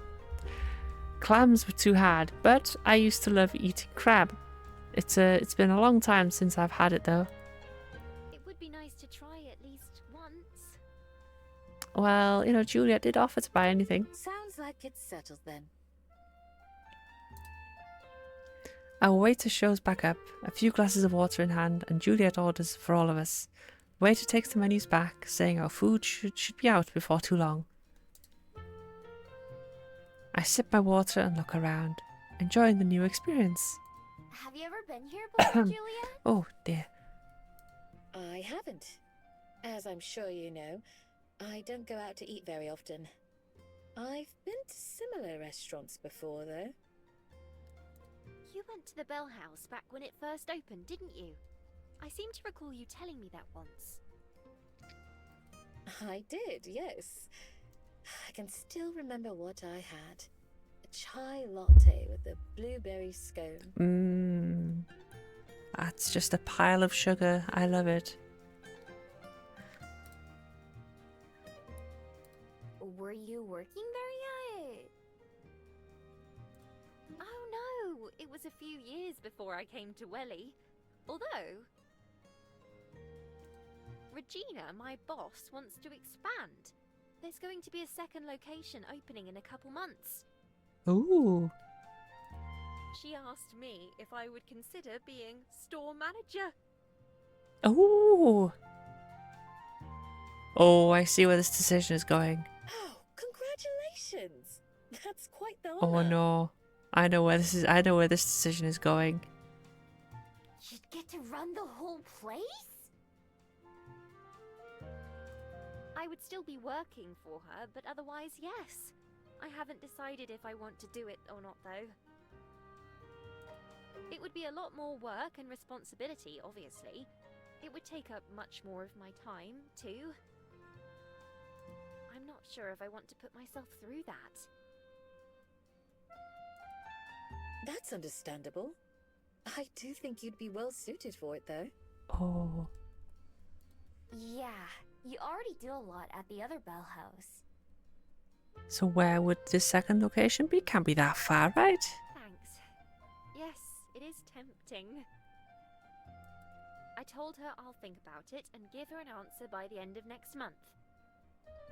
Okay. The building it'll be in is already a coffee shop, so it won't take too long to convert. It all depends on some other things, really. Like what? Well, for one, I'd been thinking about keeping this a secret until I hear back, but I finally finished the draft of my manuscript. Let's go! Well I done! sent it off to a few publishers to see what they think. Oh, congratulations, Aspen. That's a stunning achievement. Indeed. Yeah! What are you gonna do with all your free time now? Thank you. That's a good question. I'm sure I'll spend plenty of it worrying. No need to worry. Other than that, I will need to find some new ways to fill my day. Read more books. Oh, we could hang out with Aspen more. If all goes well, then I won't have time to help out at the new store. I'm getting rather ahead of myself, though. It's only been a little over a week since I submitted it. Ooh. Oh. I hope it works out for you. Me too. We sit and talk about the usual stuff for maybe 15 or 20 minutes before our waiter comes out of the kitchen, carrying a giant bucket like the one we saw earlier. Aspen and I both gasp in awe as they place it on the table before us with a flourish, giving us a stack of napkins and tools like the other group. Well, let's not just stare. Dig in! Hi, Catters! We are playing a visual novel. We're following Miho, this character in the middle, his story as she meets Aspen and Julia and learns about her. We learn about her past. She learns about her past and processing feelings. And I think the ultimate goal is one of them is where we're going to try and romance one of them. I don't even know where to start. I'm guessing. That's my guess. I wonder if there's an option to selfishly romance both of them. It could be a trio. I grab one of the pieces closest to me. It's hot. So hot, I drop it on my plate. Aspen does the same thing with a yelp of pain. Juliet, on the other hand, seems totally unbothered as she calmly claims a portion for herself. Grrr, happened.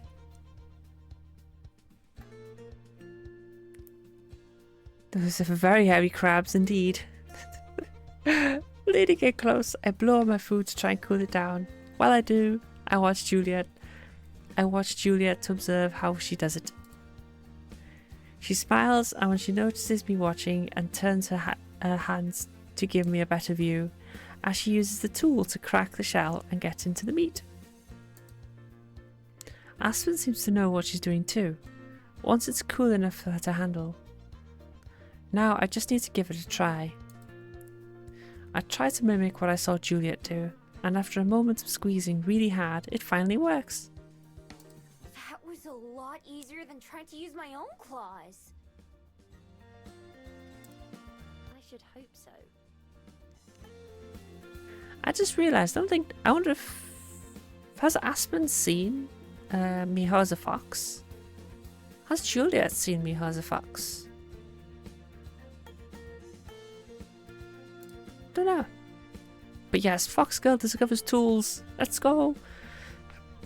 Oh dear. I pat it onto my fork and take a big bite, finally getting to enjoy my prize.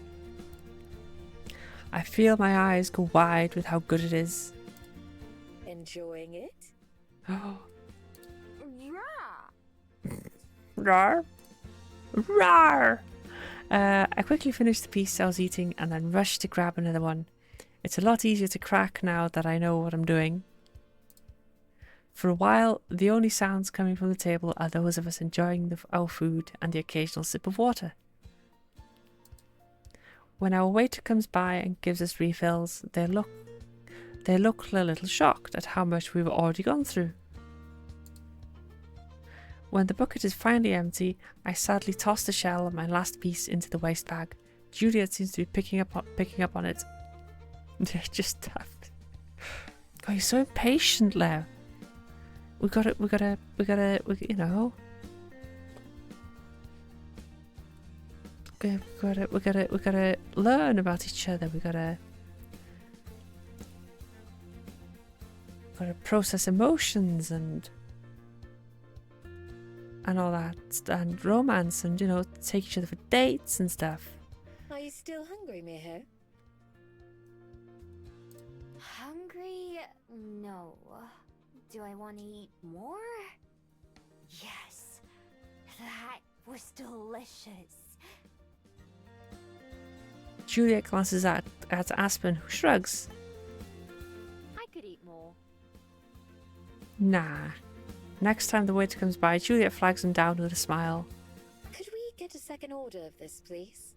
Oh my goodness. Holy heck. It feels like it may as well be my birthday instead of Aspen's. So much crab, two crabs. Juliet's Bitcoin must be going crazy. I mean, she could have invested in Bitcoin. You know, early adopter of Bitcoin. By the time we get through the second bucket, even I can't eat anymore, and we leave the restaurant in a bit of a daze. I don't know if I've ever been this full in my life. Me too. I think I'm set on crab for a long time now. Thanks for dinner though, Juliet. It was wonderful. Of course. It was my pleasure. I hope you've had a nice birthday. I certainly have. Now if I can make it back home, I'll call it a success. I feel like I've put on several kilos just from that meal. Oh. Would you like me to call you a taxi? No, it's fine. Walking some of this off will be good for me. I still have to pack and get ready for tomorrow. I suppose Miho and I will head home as well then. Does that sound okay, Miho? Yeah. Let's just walk slow. I still manage a weak wave. Bye, Aspen.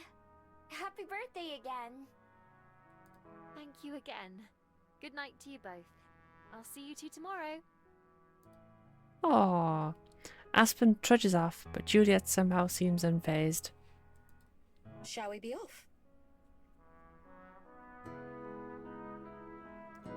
Dido. Not very subtle about it.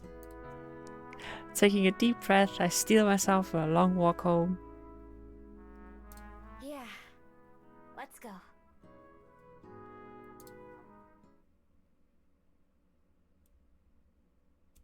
Oh? The afternoon of Aspen's departure, she's unusually quiet.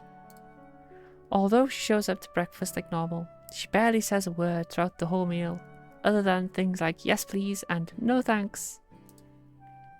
From the way she keeps checking her phone and messing with her face and clothes, I can tell something must be on her mind.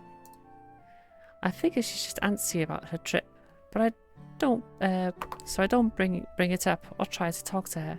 Instead, Juliet and I mostly chat until we're done eating and the dishes are cleaned up.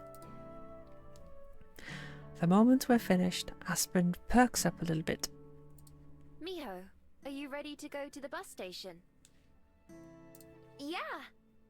This way, you have as much time as possible to get back. Precisely. Thank you. Duh! Of course.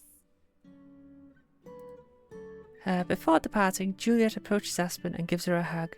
From the outside, I realise that hugs look kind of weird. People can come up with the strangest of ways to show that they care about each other. Safe travels, Aspen. Let us know when you get there. I like hugging. I hug do. everyone. I won't have reception while travelling, but I'll send a message as soon as I'm home. How long's your trip? If it was by car, only a couple hours. It'll be closer to 4 by bus, though. Oh, I'll take no. an early one on the way back tomorrow, just to be safe. Oh, that means she at most, she gets 16 hours? And that's if she doesn't sleep on the bus? Ample reading time, it sounds like. Oh, yes. She drums her fingers on the book tucked in her bag. Patricia and I have a lot of catching up to do. Ooh, is Patricia the author? Although she's still fidgety, it seems like Aspen's remembered how to speak. I'm going to hope that public transport is fairly punctual in fancy New Zealand or fake New Zealand. After spending an unusually long amount of time adjusting her skirt and hair, she finally faces me brightly. Well, shall we be off, Miho? Ooh, sorry. That was a big bang. Yep. Oh, already off. Goodbye, Aspen. Good night, Miho. Bye-bye, Miho. Bye. Bye. Later. See you later, alligator. Aspen holds the front door open for me as well as we exit the library. Where exactly is the bus station? Not too far from my apartment. We'll pass it by on the way there. Okay. Should we stop by and say hi to the cats? I'm sure they'd love to see me. They're going to be angry enough at me for leaving for a day. I'm not sure I want to traumatize them right before I go. I'm sure the cats would love a canine in their house. Oh, dang it. I've never gotten along with cats. Oh. Have you known many? Only a few. Some of the strays have some really good stories to tell.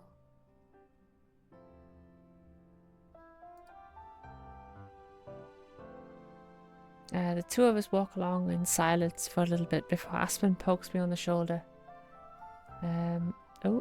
Pokes me on the shoulder. I've gotten more used to the physical contact like that, but it still surprises me every time. What's it like talking to an animal anyway? How do you do it? I'm not sure. It was just something that I knew how to do, like making a den. A lot of the time, you can just feel what they mean without saying it. I don't know how to put it. No, that makes sense. There are some things that you just can't put into words, as much as you'd like to. Look, more Exactly. rainbow flags. I have the problem a lot. I'll bet you don't, though. You'd lose that bet quite handily. Why, I'd say I struggle to put things into words more than anything. Really? How? I thought you loved writing. I do, usually, but it's not that simple. Sometimes you just can't use any old words. You have to use the right ones. Of And course. often that means going through lots and lots of the wrong ones until you find them. I think it's easier the way animals do it. Oh? It certainly sounds like it. I often wonder if I could talk to Percy and Byron, what they would have to say. Wait, who's Percy and Byron? Maybe they just complain about me not feeding them enough or Oh, something. her cats. Do you want me to ask them? It's tempting, but no thanks. As long as I don't know for a fact that they're saying rude things, I can convince myself that they're not. Oh, I'd love to know Rather what a like that cat other says. cat in the box. Oh, Schrodinger's Cats cat. are in boxes, so they probably wouldn't be complaining. Oh, Not quite what I meant, but I'll take it. for a bit, Aspen hums quietly to herself while we walk, and I don't know if she knows that I can hear her. Even though she's being more chatty, there's still something that seems a little off about Aspen. I can't quite place my finger on what it is though. At one point, she checks her phone and starts to walk a bit quicker. Are you looking forward to going home? I don't think she is. If she has to think about it, that kind of answers my question. I am, yes. But like I said, I prefer to only do so for a day or two at a time. 'Cause of your parents? A little. They're not really that bad, though. Mum's a worrywart and Dad isn't, so Mum feels like she needs to worry enough for both of them. It's not too bad over the phone, but when I'm there, Mum always tries to convince me to stay and move back. Oh. So I tell them they should move out here instead, and Mum goes into why they can't, and it's just tiresome. Sounds like she cares about you a lot. She does. And I love her too, don't get me wrong. It's more the town than them. Or rather, the lack thereof. What do you mean? Is it the middle of They nowhere? live in the middle of nowhere. Of course they do. Mum loves it out in the countryside and says she can't live without her backyard view and half a kilometre from the nearest neighbours. I, on the other hand, can't live without bookstores and coffee shops and high-speed internet. So that's why you moved to Wellington? That's why I moved to Wellington. It seemed like a necessity to make it as an author. Oh. I tried to put together the things she's been telling me into one big picture. Can you only find the right words here? Exactly. At least, that's what I thought before I came. Turns out that moving to a new city won't magically make you a better writer. Or even a writer at all. Nope. Back when I was in school, I used to daydream about what life in the big city must be like. Busy and important things happening during the day, and then nights full of excitement and sparkling wonder. And that's how I view cities too. I refuse to move into one and get it tainted. Instead, it's the Bell House, and a tiny apartment the size of my living room back home. I thought if I put myself in this new environment, then I'd grow into the type of person who belonged there. I learned the hard way that places don't change who we are. Still, better to be struggling to make it in the city than doing nothing out in the boonies, I tell myself. I think it sounds pretty nice. Peace and quiet, nothing to have to worry about. Ugh, not you too. That's exactly what my mum says. Trust me, it sounds better hearing about it than living it. Just like Wellington. Or any city, I'd imagine. I'm sure even Wellington must seem like a bore compared to some of the places you've been to. Like Shanghai or Seoul. Well, yeah. I still like it though. Those cities are too big for me. They're noisy and loud and smell bad, and anything can be dangerous. You have to be on your guard all the time. Oh, good to know. It's not like that here. The scariest thing I've seen was a movie. That's true. I'm glad. I'm glad you liked it enough to stay. Me too. We're well into the city, pretty far past Cuba Street and Bell House. Now that I've been there once, I also recognise Te Papa, the museum, when we passed by it. Ah, yeah, you're a cutie. By now there wasn't much I didn't recognise. I've been all over this part of Wellington enough that I could probably get from here to Mount Victoria with my eyes closed. I memorised the other cities the same way as I lived here, but for the most part, once I left, I forgot all about them. I'm not sure I'd ever be able to forget the street of Wellington though, even if I wanted to. Instead of humming, Aspen started fidgeting again as we walked, messing with her phone and purse and hat and glasses. I recognised the shops and apartment buildings from the walk to Aspen's house, so we can't be very far from the station. Are you nervous? Me? Me? No. Why would I be? Do I seem nervous? Yeah. Is it because of the bus? You don't have to worry about that.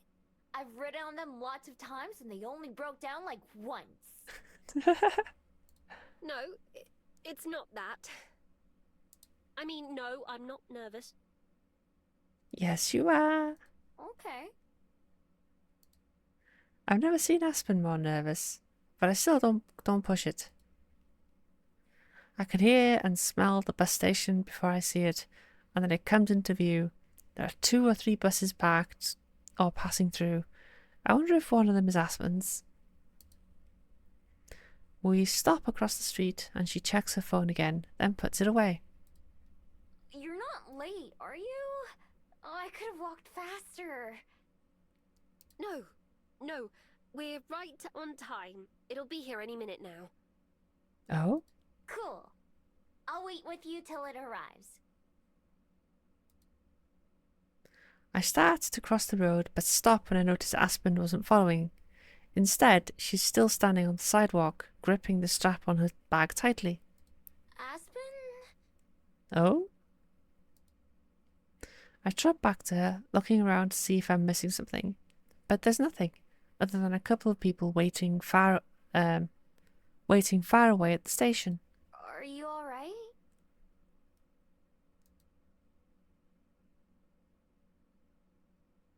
She blinks a couple of times and then takes a deep, deep breath before facing me. Miho, I have to tell you something. Oh? The effect of her words is immediate. Thud, thud. Oh? Like she casts a spell, my heart starts to race.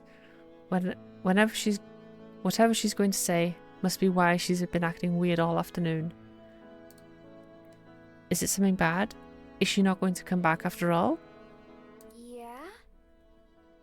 Oh.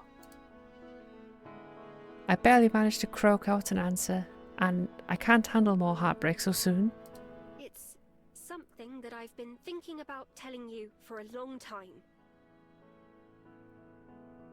But it was one of those things where I wasn't sure how or when, because I didn't know how you'd take it. What could it even be? We just saw Juliet, so it can't be anything to do with her. Lena?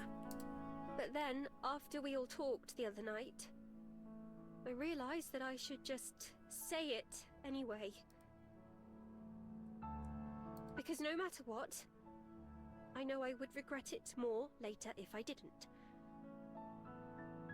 Who knows how many more chances I might get? Oh? So I thought about it. A lot. What the right words were. And I just couldn't figure it out. So I didn't prepare. I'm just saying this, somehow, and hoping. God, I'm actually saying this, aren't I? Her grip on her hat stiffens, clutching it so tightly her knuckles are turning white. I feel frozen in place, not sure what to do or say. All I can do is stare, my heart feeling like it's going to explode out of my chest, while she looks down on the ground at the ground. Whispering something to herself, she wrings her hat in her hands before finally looking back at me. There's something I want you to know. Oh? Miho, I used to think that there was no way someone like you could exist. And somebody like me. Someone who looks at the world like you do, and is honest about what you see, the good and the bad. And at the same time, someone who doesn't realize just how much she has to offer. Just how much you make people happy. But here you are, Oh. Maybe meeting you used up all my luck for the rest of my life. But here you are. And I love you. And I just couldn't keep not telling you that. In case maybe you love me too. Oh. I couldn't keep just hoping and wondering and not knowing. And now that I've said it, it feels so good to have out there. I love you, Miho. I love you. At first, I wasn't sure because everything seemed too perfect and unreal. Oh no. Oh no. I thought that I was just letting myself get carried away like I always do. A silly little daydream, but it's true. It makes me feel silly how much already, when I think of how utterly stupid it always sounded to me when reading about love at first sight. But how could it be anything else? I don't believe in coincidence, Miho. My life was changed the moment I saw you. I just didn't know it yet. Now I do. Now we both do. I love you, Miho. It's out there, and I can't take it back.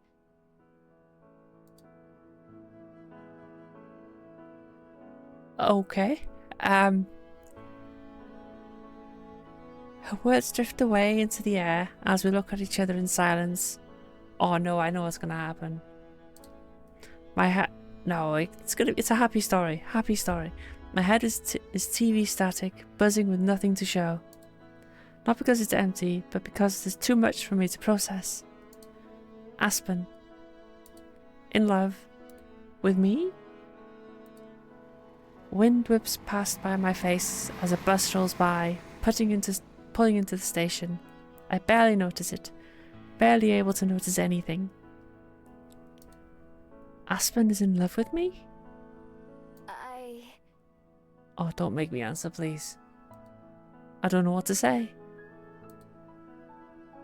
But Aspen raises a finger to her lips. Shh. Don't tell me. I said it now before I leave for a reason, because I thought you might say that. Tomorrow, whatever it is you feel, I'll hear it then. Oh no. No, not the ads. Oh, okay. Oh, goodness. Okay, okay. The voice acting is amazing. They put so much emotion. The emotions just come out in the voice acting. It's so good.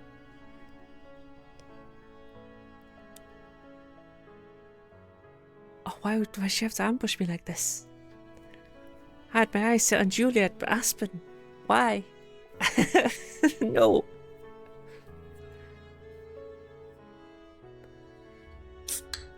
Thank you for the hydrate.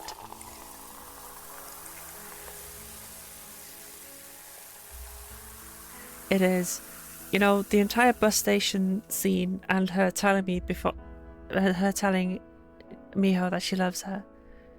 I've got a horrible feeling, but I'm really hoping the game is just a happy ride from this point onwards.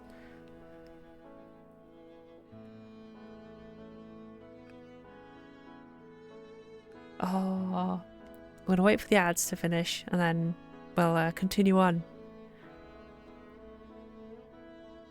I mean, I didn't even think I did anything special. I think the story just went this way.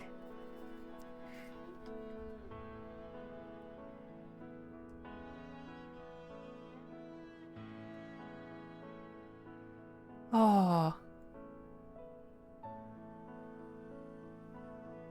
This game's too... There's so much emotions in this game. Oh, wait, is that the ad timer? Oh. Da, da, da, da, da, da. Such a pretty picture as well.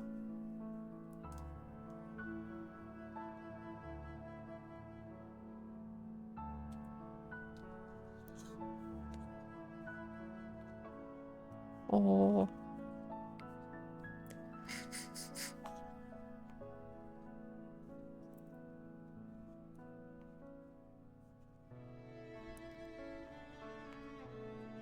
goodness.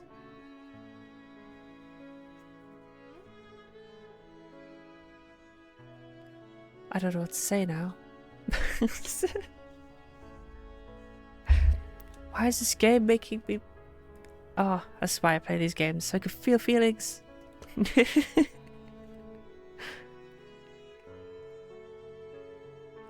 I'm just impatiently waiting for the ads to finish so we get to see what's going on. Oh, ads done, question mark. Yippee! Welcome back! Itchy nose, itchy nose. Okay, I look at her face for some guide on how to respond, but she just gives me a smile, a weak, fragile smile. Left dumbfounded, I nod. Aspen is in love with me?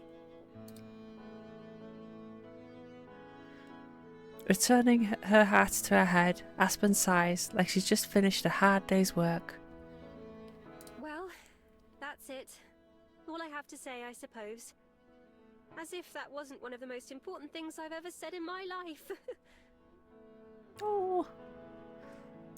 That's my bus. So, I'll see you tomorrow, Miho. And no matter what, it's okay. If we just carry on being friends like normal, I'm fine with that. More than fine. I'm just glad that I took the chance to tell you.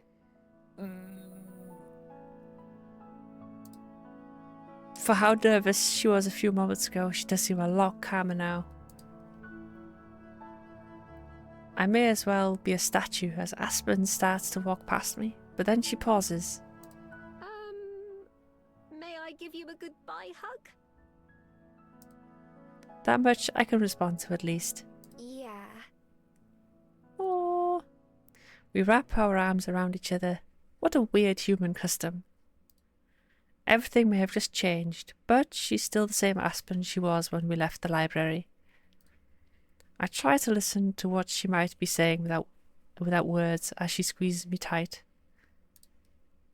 Finally, she steps away with a smile. It might be the most genuine one I've ever seen on her face.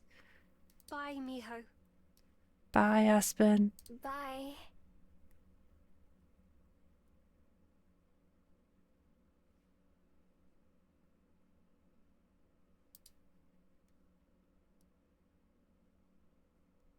I make my way back to the library like a zombie.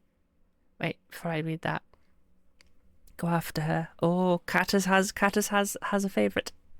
I mean, she has just come out with all her feelings in one go. God, this game's going to make it hard to pick between the two of them. At the moment, the game is heavily making me lean towards Aspen, as much as I want to go for Juliet.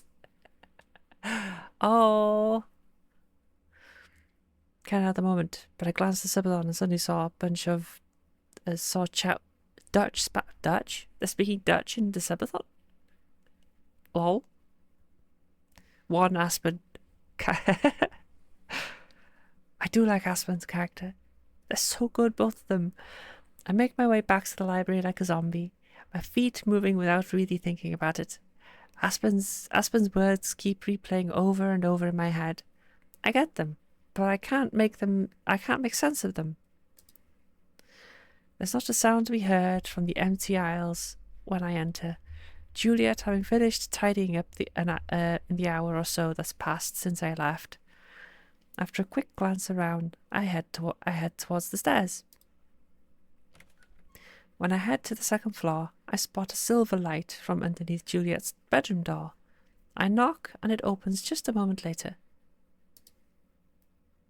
Juliet greets me with a calm smile at first, but the corners of her mouth falter as she looks at my face. I don't quite know what expression I'm making right now. I don't know what I'm even feeling to begin with.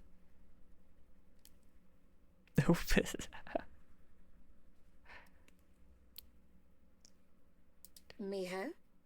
Did something happen? We do one of them and we speedrun the other one until we get differences. Aspen said she's in love with me. Oh, I see. Juliet's not the type to be shocked easily. That's why I wanted to see her for advice, but she seems less surprised than I thought she would be. Oh? Give me just a moment, and I'll meet you in my study. Oh? I can't. When I click here, nothing happens. I nod and head over there, opening the door. As I walk into the darkness, I am met by several pairs of eyes. Oh, is Juliet preparing her presentation? Oh, all the bats! Just as startled as I am, several bats fly, begin to flap their wings and noisily take flight, chittering overhead before most of them leave out the open window. The biggest one watches me for a bit longer before departing as well. Oh, look at the cute bats leaving. By the time Juliet enters the study and turns on the lamp, it's just me and her. Oh, the bats and the bees. Sorry I scared off all your bats.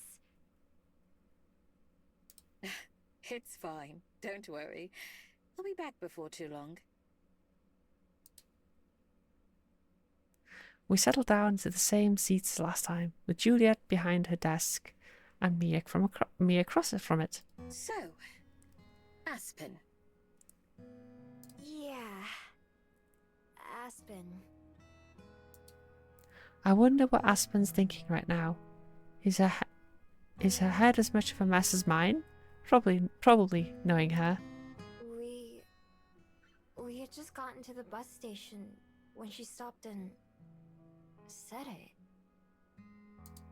She said she waited until just before she left, so she didn't have to hear my feelings until tomorrow, when she gets home. And what are your feelings?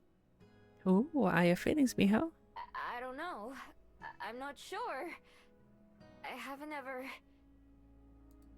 thought about love or someone being in love with me. I don't even really know what it means. I know the word, but how does it feel? How would I know? The other day, you talked about how much you loved Cosette, and how you didn't know much about love before then.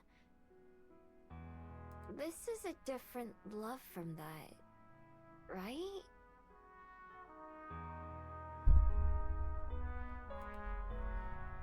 She thinks to herself for a while, carefully considering her answer. I'm glad she does. At least one of us can stand back and think over this properly. Yes and no. Of course, the bond between a parent and their child is different than that of two partners, but it comes from the same part of the heart. The part that you give away to somebody else. Oh, Love is when you care about another person so much that the feeling becomes bigger than you. When your life is more full and joyful for the presence of that person in it. I could throw out any number of cliches, but they'd be meaningless. What love means and how it feels are different for every person. To speak from my own experiences, love is like a flower. It starts as something tiny, but as it's nurtured and cared for, it grows. oh. It reaches toward the sunlight and towards something better, and blooms into something beautiful. Not all flowers grow at the same rate, and not all flowers look the same. But wouldn't you agree that that's the joy of flowers, Miho? I look up from the floor towards Juliet, who's watching me warmly. I like flowers, but I've never grown one before. The same can be said for everyone at some point. But as long as you're willing to give it the time and patience that it deserves, Even the tiniest seed can become something wonderful. Juliet must see the confusion on my face, but she touches my hand gently. You should take some time to yourself, Miho. We can talk about it later tonight, if you're ready. If you needed even more time, I'm sure Aspen would understand. Yeah. I need to think about it. Welcome back, Talarin. They have most certainly improved. We've now got a love confession from Aspen. And sorry for waking you up. Or keeping you up. Whichever. It's no trouble at all. I'm glad that you felt comfortable coming to me about this. It was the first thing I did. Thanks, by the way. You helped me out a lot. Indeed, and she's gone travelling. She's had to go travelling to visit her parents. And the trip is a day. Of course. It's my pleasure. It's what friends are for. Juliet returns to bed and I go back to my room as well. I sit down on the floor, which is where I've done a lot of my best thinking lately. I lean against my bed and turn on the TV. I don't know. They've got a plan. She's got it all planned up that she's going to come back early in the morning and meet Miho. But I have a horrible feeling, horrible feeling, that this game is going to make it that the public transport is going to be late or something and they don't end up meeting and Aspen forgets who Miho is. I have a horrible feeling, but then again,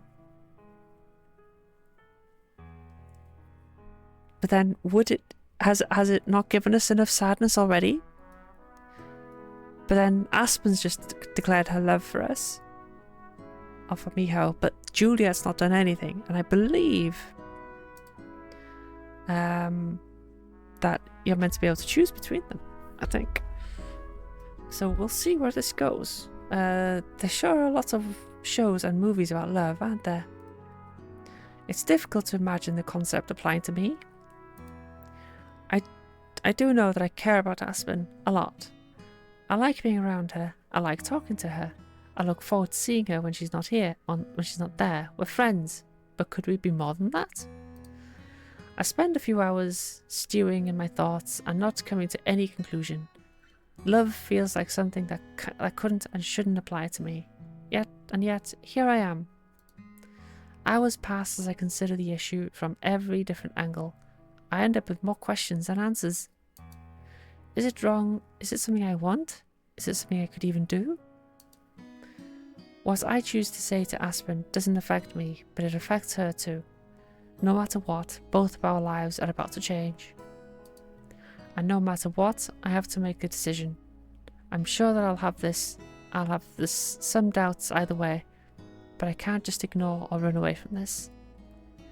So, after turning it over and over in my head, I finally make a choice.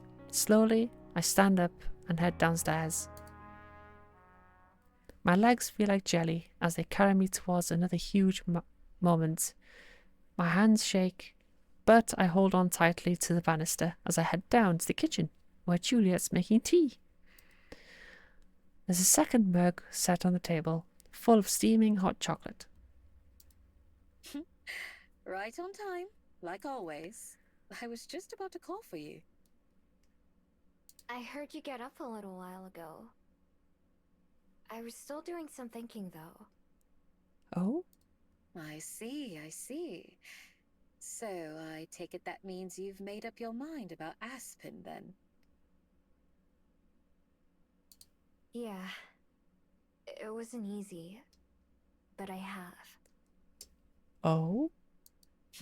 Matters of the heart are rarely easy. Shall we sit? Yeah.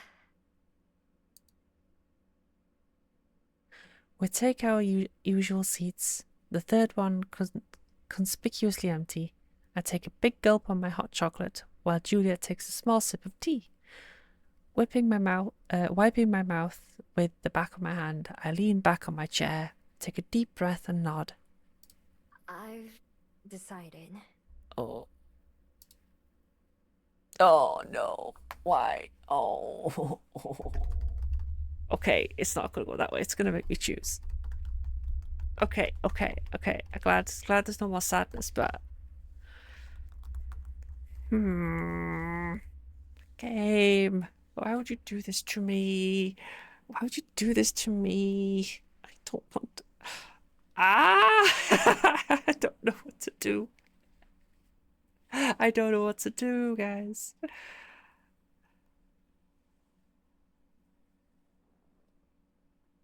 Oh, I can still save. I can save. I can save. I can...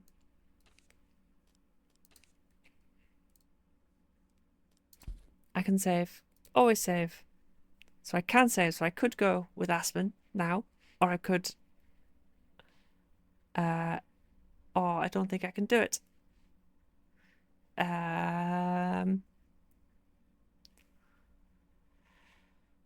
Oh. My heart is saying Aspen, go with Aspen. I think that entire love confession was just like, it was too much.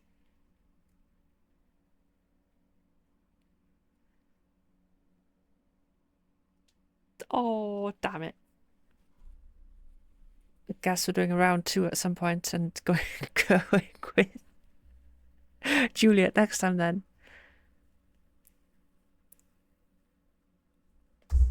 Oh, I'll forget her name tomorrow as well. I'm so bad.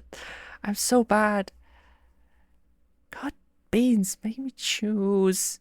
Why would you make me choose? Talarian said, hey Bats, Brian here. On this question of who to go with, a poll would be interesting, right? Could certainly do a poll. If you guys want to, yeah, let's do a poll. I mean, why not? I can't choose. It's making me hard. This is hard. Wait, how do I make a poll? Surely it won't. You guys wouldn't do that, would you? No.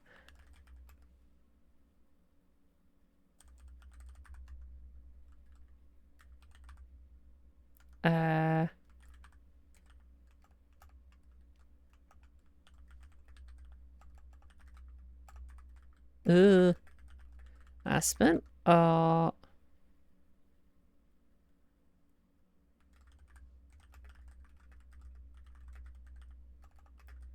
Surely it won't. Go on in. Go on in. There you go. There you go. Yes, this will save me from a choice I have to make, and then I'll feel bad for either choice anyway because I didn't go for the other choice. Oh no! Oh no! Oh no!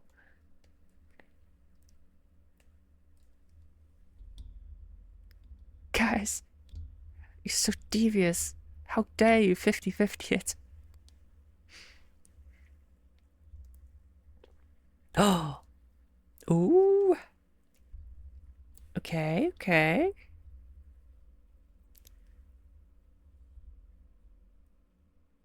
And chat votes for try things with Asp. Oh, now they 50-50 last minute. You bugger. You bugger. Hi, studio. Oh, this is gonna be so painful. Oh, for your purposes.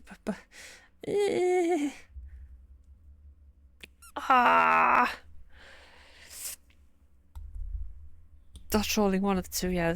I'm gonna guess one of them is but part of it is trolling. That's my brain right now. That is my brain right now. Oh, do I stick with my guns and say don't think I can do it? Oh, but it was such a heartfelt confession, and I do like her character as well. And then you got the entire I live forever angle to like go through with Aspen. Oh,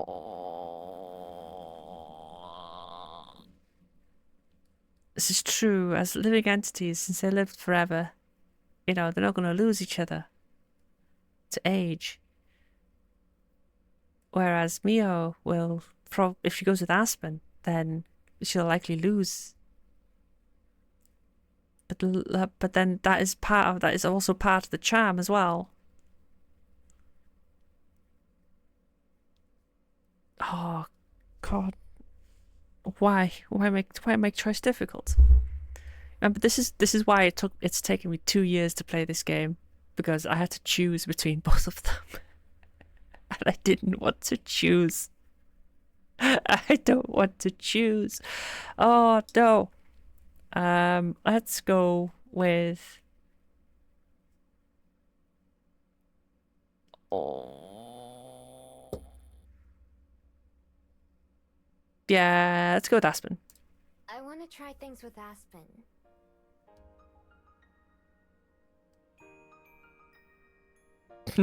Never make the choice. Choice is made. I know it'll be hard, but I want to try. I feel more sure of the words as I say them. Something about this decision feels right. I do want to try. Like Aspen said yesterday, it's out there now, and I can't take it back. I know she's a human, and so someday it'll hurt. But I can't just always run away from things that are painful. Because if it hurts, that means it was important, doesn't it? It certainly does. That's a wise way to think about it. I know I don't know much about love, or how to be in love with someone. But I'm willing to learn, and try. As I speak, I feel something stir in my heart. That feeling of excitement that pushed me forward so many times before, kept me motivated in my lifelong research.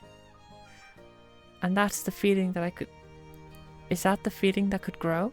I've always struggled to put a name to it. Could it be? Trying is all anyone could ask of you, Aspen or otherwise. All you have to do is be yourself. That's who Aspen fell in love with, after all. Oh. I can't tell you how happy I am. For both of you. As it begins to sink in, I feel a grin spreading across my face. Aspen is in love with me, and I think that maybe, just maybe, I could be in love with her too. Oh. Thanks. Oh, she's got blushed. I wish she was here, so I could tell her right now. Tomorrow seems so far away. I'm certain she's thinking the same thing. Still, it is rather like her to say something so momentous and then disappear. It took quite a while for her to work up the courage to tell you. Oh. With a wink, Juliet lifts her teacup. I wouldn't be surprised if she borrowed the idea from some book or another. No. Yeah, you're probably right. And wait, you knew she was gonna tell me? Not exactly. I've known for a long time that she held feelings for you. She never told me outright, but Aspen isn't particularly subtle. I never noticed. But I guess I don't know what I would have been looking for either. No, not the German train company. No. All that's important is that she was able to tell you how she felt, and you were able to accept those feelings.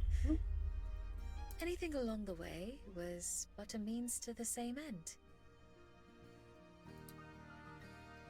Juliet's right, not just about Aspen, but about my life in general, as she herself pointed out not that long ago. I thought it had all been for nothing, pointless, ever since Jong-un died without my knowing it, as if I'd reached a dead end myself. But that was just the end of a chapter in my life, not the whole story, as Aspen would say. I had thought my life as I knew I had thought my life as I knew it was ending, and maybe that was true. On the other hand, I feel like a new life for myself is just beginning, one that isn't so solitary and lonesome. Nearly every day I discover something new about myself, things I used to think were impossible, at least for someone like me. Maybe I'm not so different after all. I found a new place to belong, and someone new to share my life with, as much of it as I can. Aspen, who's seen just as many different sides of me as I have of her, and who still chose to tell me that she loved me, even though she'd never told anyone that before. I can't wait for her to get back, so we can find out what's next together. With nothing more to really say about it until Aspen returns, Juliet and I move on to talking about other things, like the library and recent events. I feel pleasantly warm, like I'm glowing, as we sit there and chat. That sensation carries me through the rest of the evening and all the way to bed, where I lie for hours. Usually, I'm frustrated when the chaos of my own thoughts stop me from sleeping, but for the first time ever, excitement rather than fear is what keeps me awake. Instead of just waiting for the day to end, I close my eyes, looking forward to the dawn of tomorrow. For once, my struggle to fall asleep worked out in my favour. I sleep until later than usual that next morning, meaning I didn't have to wait as long for Aspen's bus to arrive. Yay! I barely even woke up and I'm already thinking about her. Looking up at the ceiling, I can't help but smile. I wonder if she's thinking about me too. Oh, it's gonna be so cute. I'm too full of nervous energy to stay in bed for too long, so I hop up and get ready in a hurry. In the kitchen, I figure Juliet must have already eaten, cleaned up and gone to bed, because I don't see any dishes or leftover food. To my surprise, she comes downstairs just a minute after I do. Good morning. Good morning, Juliet. Hey! I didn't wake you up, did I? No, not at all. Although I was upstairs, I thought I'd wait and have breakfast with you like usual. Oh. Oh, thanks. Sorry for keeping you waiting. I kind of fell asleep late, so I slept in too. Understandable. I'm sure you have lots on your mind. You can say that again.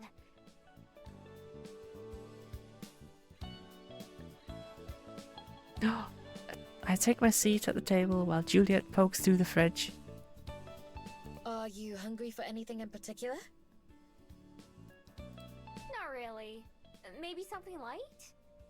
I don't think I can finish a big meal right now.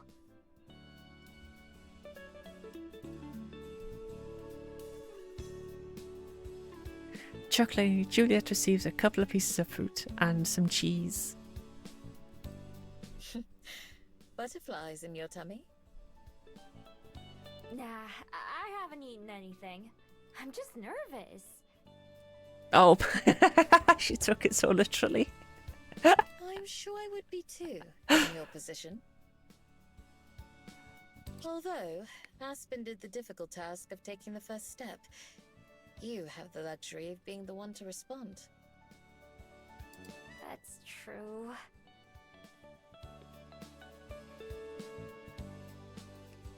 Ooh. Juliet set a platter with slices of apples and oranges, as well as a few blocks of cheese on the table between us, and I idly munched on some fruit. Do you want to come wait at the station with me? I'm leaving after we're done eating. I'll pass, but thank you. The two of you will have plenty to talk about on your own, I'm sure. But I imagine I'll see you both later tonight?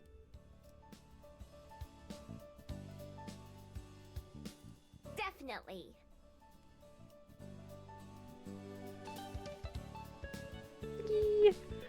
The minutes pass by agonizingly slow, especially after Juliet goes to bed, but eventually it's late enough for me to leave. I burst out of my seat, forcing myself not to walk too fast. As long as I'm walking, I'm doing something. If I get there too early, I have to wait, and I hate waiting. Humming to myself, I follow the same route Aspen and I took yesterday. If I wanted to, I probably could have found a faster way, or even longer way to kill more time. It's not worth the risk of getting lost though. Wahahaha. I don't know, the bot was asking me to get it some revenge. The closer I get to the station, the faster my heart races. The growing anticipation, the way I can't think about anything else, it reminds me of something. Something I haven't experienced in ages. It reminds me of the days in the forest, towards the end of my time as a regular fox. The way I felt on the way to the clearing every day to see my person. Back then it was different, of course. More instinct, less thinking, but it still pushes me forward. That was love, wasn't it? In my own way, just like Juliet said. Usually something like that would stop me in my tracks, but today it just makes me smile.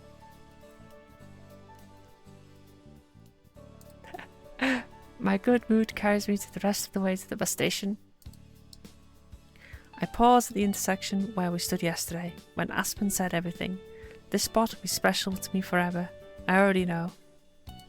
I hurry across to the other side. There are a handful of other people waiting, standing and leaning against the fence. I sit down on the empty benches, practically buzzing with anticipation. I watch the clock as it continues to tick away, until finally the scheduled minute comes, and there's no bus. I sigh, disappointed but not too surprised. Since when a bus is exactly on time anyway? Oh, please don't do this. Soon the bus is a couple of minutes late, and then 5 minutes, and it gets harder and harder not to worry. Oh no, I didn't. Good thing she left early. I noticed that I'm not alone. Some of the other people waiting are beginning to get agitated too. One person stands at the edge of the sidewalk, peering in the other direction. A couple of others who have been waiting on the boarding zone since I got here sit down on one of the benches near me and pull out their phones. One of them taps a few times, reads something, then groans. Told you. Delayed. Says it right here. Guess I owe you a tenner. It say how long? Nope. Just says delayed due to vehicle issues. Oh no.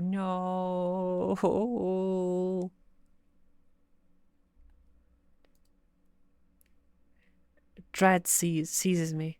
With a shaky hand, I tap one of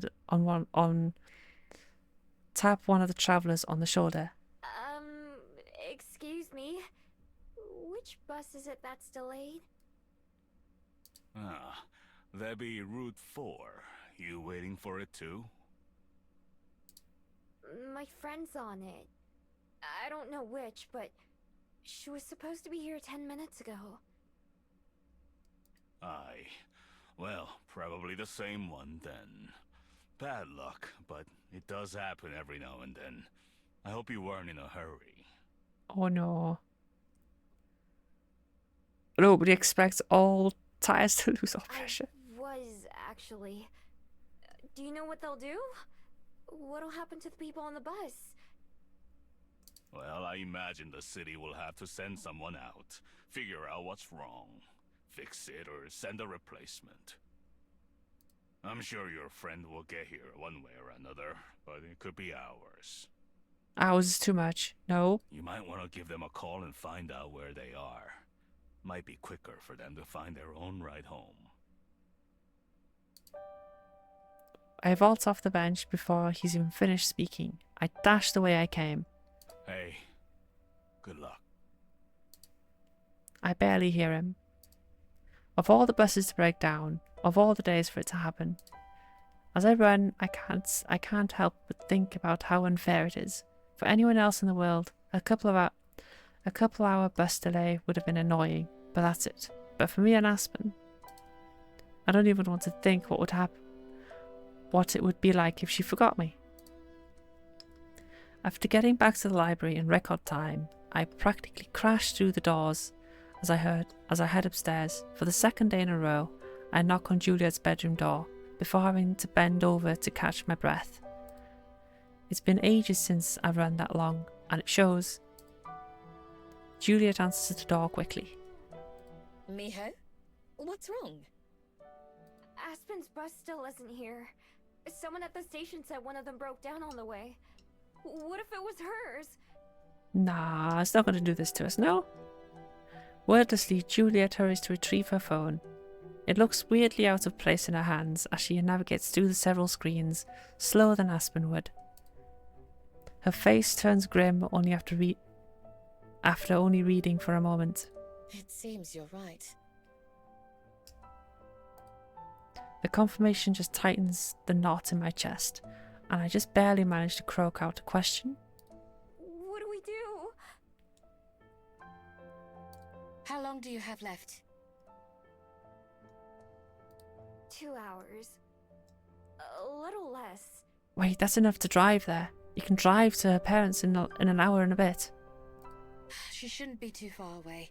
I'll try calling her. Oh. It doesn't even ring. Oh, but there's no signal, is there? And instead goes straight to a voicemail. I look up at Juliet helplessly, trying to ignore the panic that'll overrun me if I let it. She did say that she'd have poor reception en route. Here, Miho. Keep trying. I'll be back in a moment. She hands me the phone and shows me how to use it before hurrying into her bedroom. I hit the button again, staring at the small contact photo of Aspen that Juliet has saved. It's a picture of Aspen at the breakfast table, smiling awkwardly. Her voicemail message restarts again, so I cancel and try again and again. But it's the same result every time. I end the call and I start another one for it must be the 6th or 7th time. Juliet, is that... My thumb is on the end button out of habit, but I barely manage to stop myself from pressing it. Aspen! There's a loud burst of static. Oh? You? Aspen! It's me! Where are you? Juliet comes back when she hears me, waiting anxiously by my side. Aspen says something again, but it's garbled by the connection. What? I can't hear you! Fucking reception. Let me... Yeah! No. Everything goes quiet for a terrible moment. I'm afraid that the call has dropped. Can you hear me? Oh, it's better now, yes. Yeah. Instead, I nearly drop the phone when her voice comes through again, much clearer this time. Good. I can't move from this spot then. It's the only place I have service. Where are you? God, we're so close. I can literally see the city in the distance. Something's wrong with the bus. I don't know what. They said there's another one coming to pick us up, but I'm not sure when it's supposed to be here. We only have 2 hours before... I know. Trust me, I know. I was hoping the replacement would be here sooner, but That's not going to happen. Aspen, you said you're close. Do you know where exactly? Oh, Juliet to the rescue. I don't know, but there's just the one road into the city, and I can see it. That's what I'll do, actually.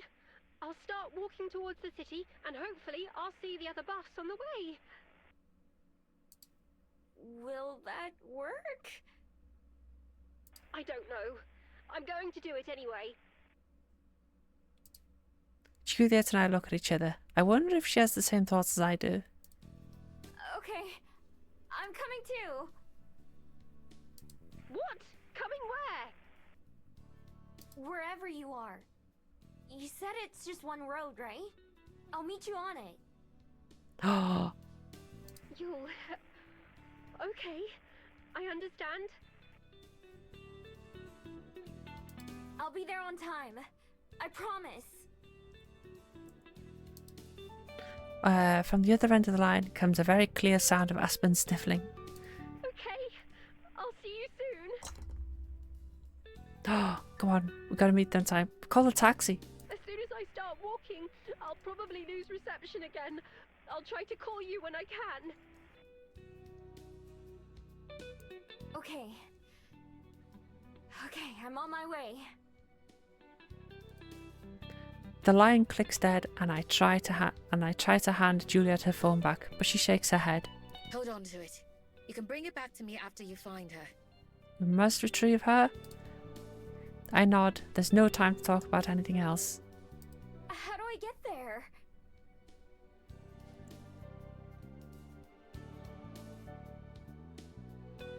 Not yet, Claire. Juliet pulls a map and shows me, pointing to where the library is. I was going to try to find a taxi. Between traffic and everything else, I'm not sure it would be faster. Oh! Goodness. It's so far away though, Miho. Are you sure you'll be alright? I will. I have to be. I immediately make for the stairs, pausing for just a second. Thanks. Thank me later. Together. Oh! God, that noise scared me. I nod and then transform as I bolt out the front door. Foxes can't run as long as humans can, but they can run faster. As a Gumiho, maybe I can do both? Wind whips at my tails as I rush forward, channeling whatever willpower and determination I can into running. The map Juliet gave me showed which roads to take to get out of the city, but I don't need roads. I run straight for the edge of town, dodging traffic, pedestrians and more. Dogs bark as I race through their yards, and shocked people gape as I dash past them without paying any attention. I don't even know how long I run for. I just know that I don't stop. Even when my legs and chest start to ache, I keep going. A little pain now is nothing compared to what losing Aspen would be like. The buildings begin to thin out even as traffic increases, and I finally find myself out of Wellington. Following the road, I race towards where Aspen must be. Cars and trees fly by, replacing the buildings and street signs. There are hills and forests, and I'm sure are as beautiful as everything else I've seen, but I hardly noticed them at all. The longer I run, the more it starts to take its toll on me. Against my will, I can feel my speed flagging, each step taking a little bit more effort than the last. I've pushed this form to its absolute limit, and eventually it brings me to a halt. I change forms once again, gasping for air as I place my hands on my knees, trying to catch my breath. The run from the station back to the library winded me, and this was many times harder. I'm not sure, but I can't stop moving. I'm not sure, Lair. I have to keep going. I have to. Lungs on fire, and with my legs feeling like lead, I make myself take another step, and then another. Mustering all my strength, I break into a jog, the fastest I can manage. I keep my gaze on the horizon, hoping for a glimpse of her, anything to set my heart and mind at ease, anything. The sun begins to dip even lower, as if even the sky is reminding me that time is running out. My steps are laden, and my mind is abuzz with wordless fear and worry. At first, I don't believe my eyes when I finally spot someone walking in my direction, far off in the distance. Oh, did she make it in time? Please let it be her. A steady trot is all I can do by now, and I let even that slow to a normal walking pace. The other figure and I walk towards each other, but the sun shines on my face and obscures them from vision. Raising one hand to shield my eyes, I see a familiar hat, a glint of light on her familiar glasses. I see Aspen running towards me. Oh, we did it in time. All I can do is stand there, overwhelmed with relief, so intense that all I can do is shake. I made it. She's here. Miho! Oh, yay, they made it! She approaches. She also slows down and then comes to a stop. Miho! I don't even know what to say. How can I respond?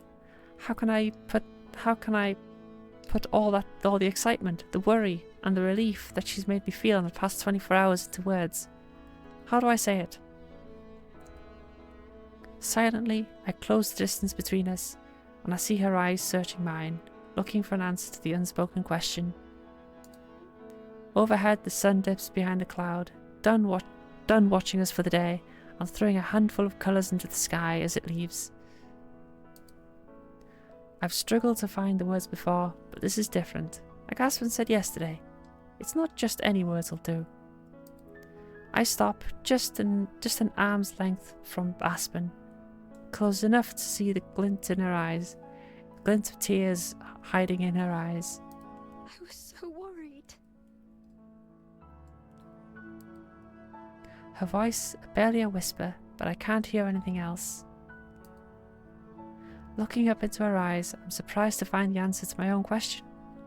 One that I didn't know I wanted to ask until now. One that requires more than words, or maybe less. Oh! I take the last step that separates us and lean forward to kiss Aspen. The marks of human affection have always seemed so strange and foreign to me, and maybe even unappealing. As I kiss her, I think I understand. Without hesitation, Aspen's hands rise to touch my face, holding me in place, as if I'd want to leave. She moves like she was waiting for this. Maybe she was. It's unlike anything I've ever felt before. The closeness, the warmth. I place my own hand against her wrist. I think maybe I understand Aspen's fears better now, because I would also be content if this moment lasted longer.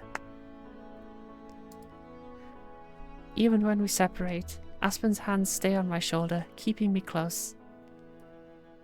I see you thought about what I said. And practically nothing else.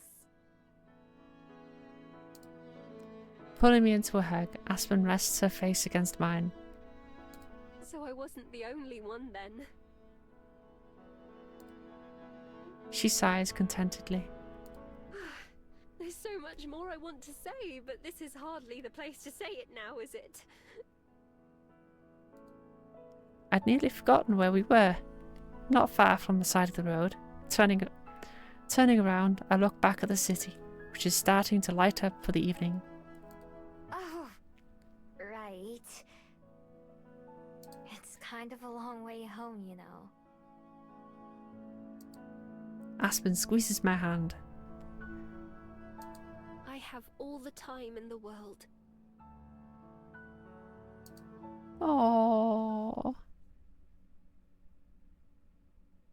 Open ending, chapter 4. What do you mean, open ending? Oh! We made it to chapter 4. Oh my goodness. Oh my goodness. Oh my goodness gracious. There's going to be plenty more drama for us to go through. I know. This game is a lot longer than I thought it would be. Oh, it's so good though. I like it. It's making me choose. I don't like it's making me choose. And I don't know what ending options there are there. I do not know.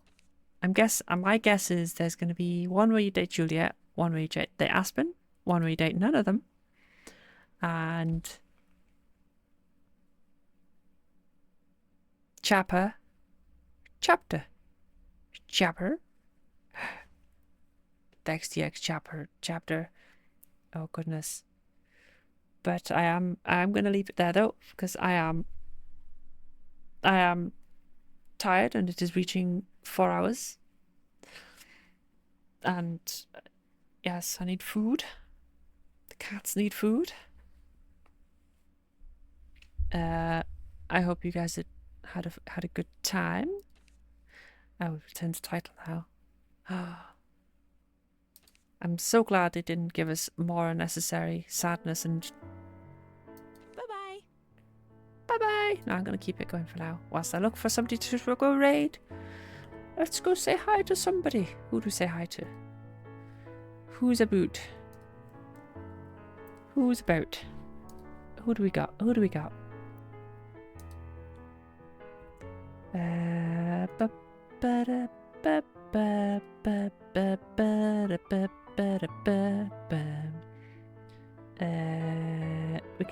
We can watch.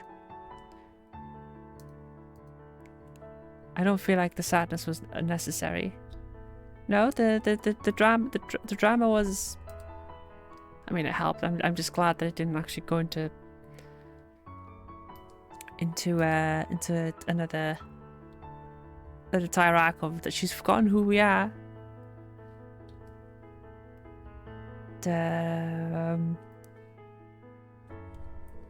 Wait, has it started?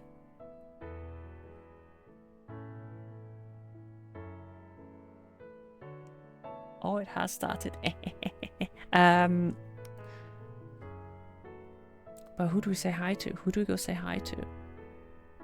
Should we go say hi to Doomwick, the pancake? Or oh wait, Seal streaming. What's Seal doing? Oh, it's an advert. What's Seal? What are you doing?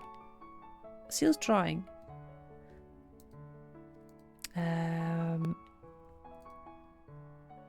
Let's go and say hi to Doomwick. Actually, he's on a subathon at the moment. And I see some Doomwick the pancake, let's go.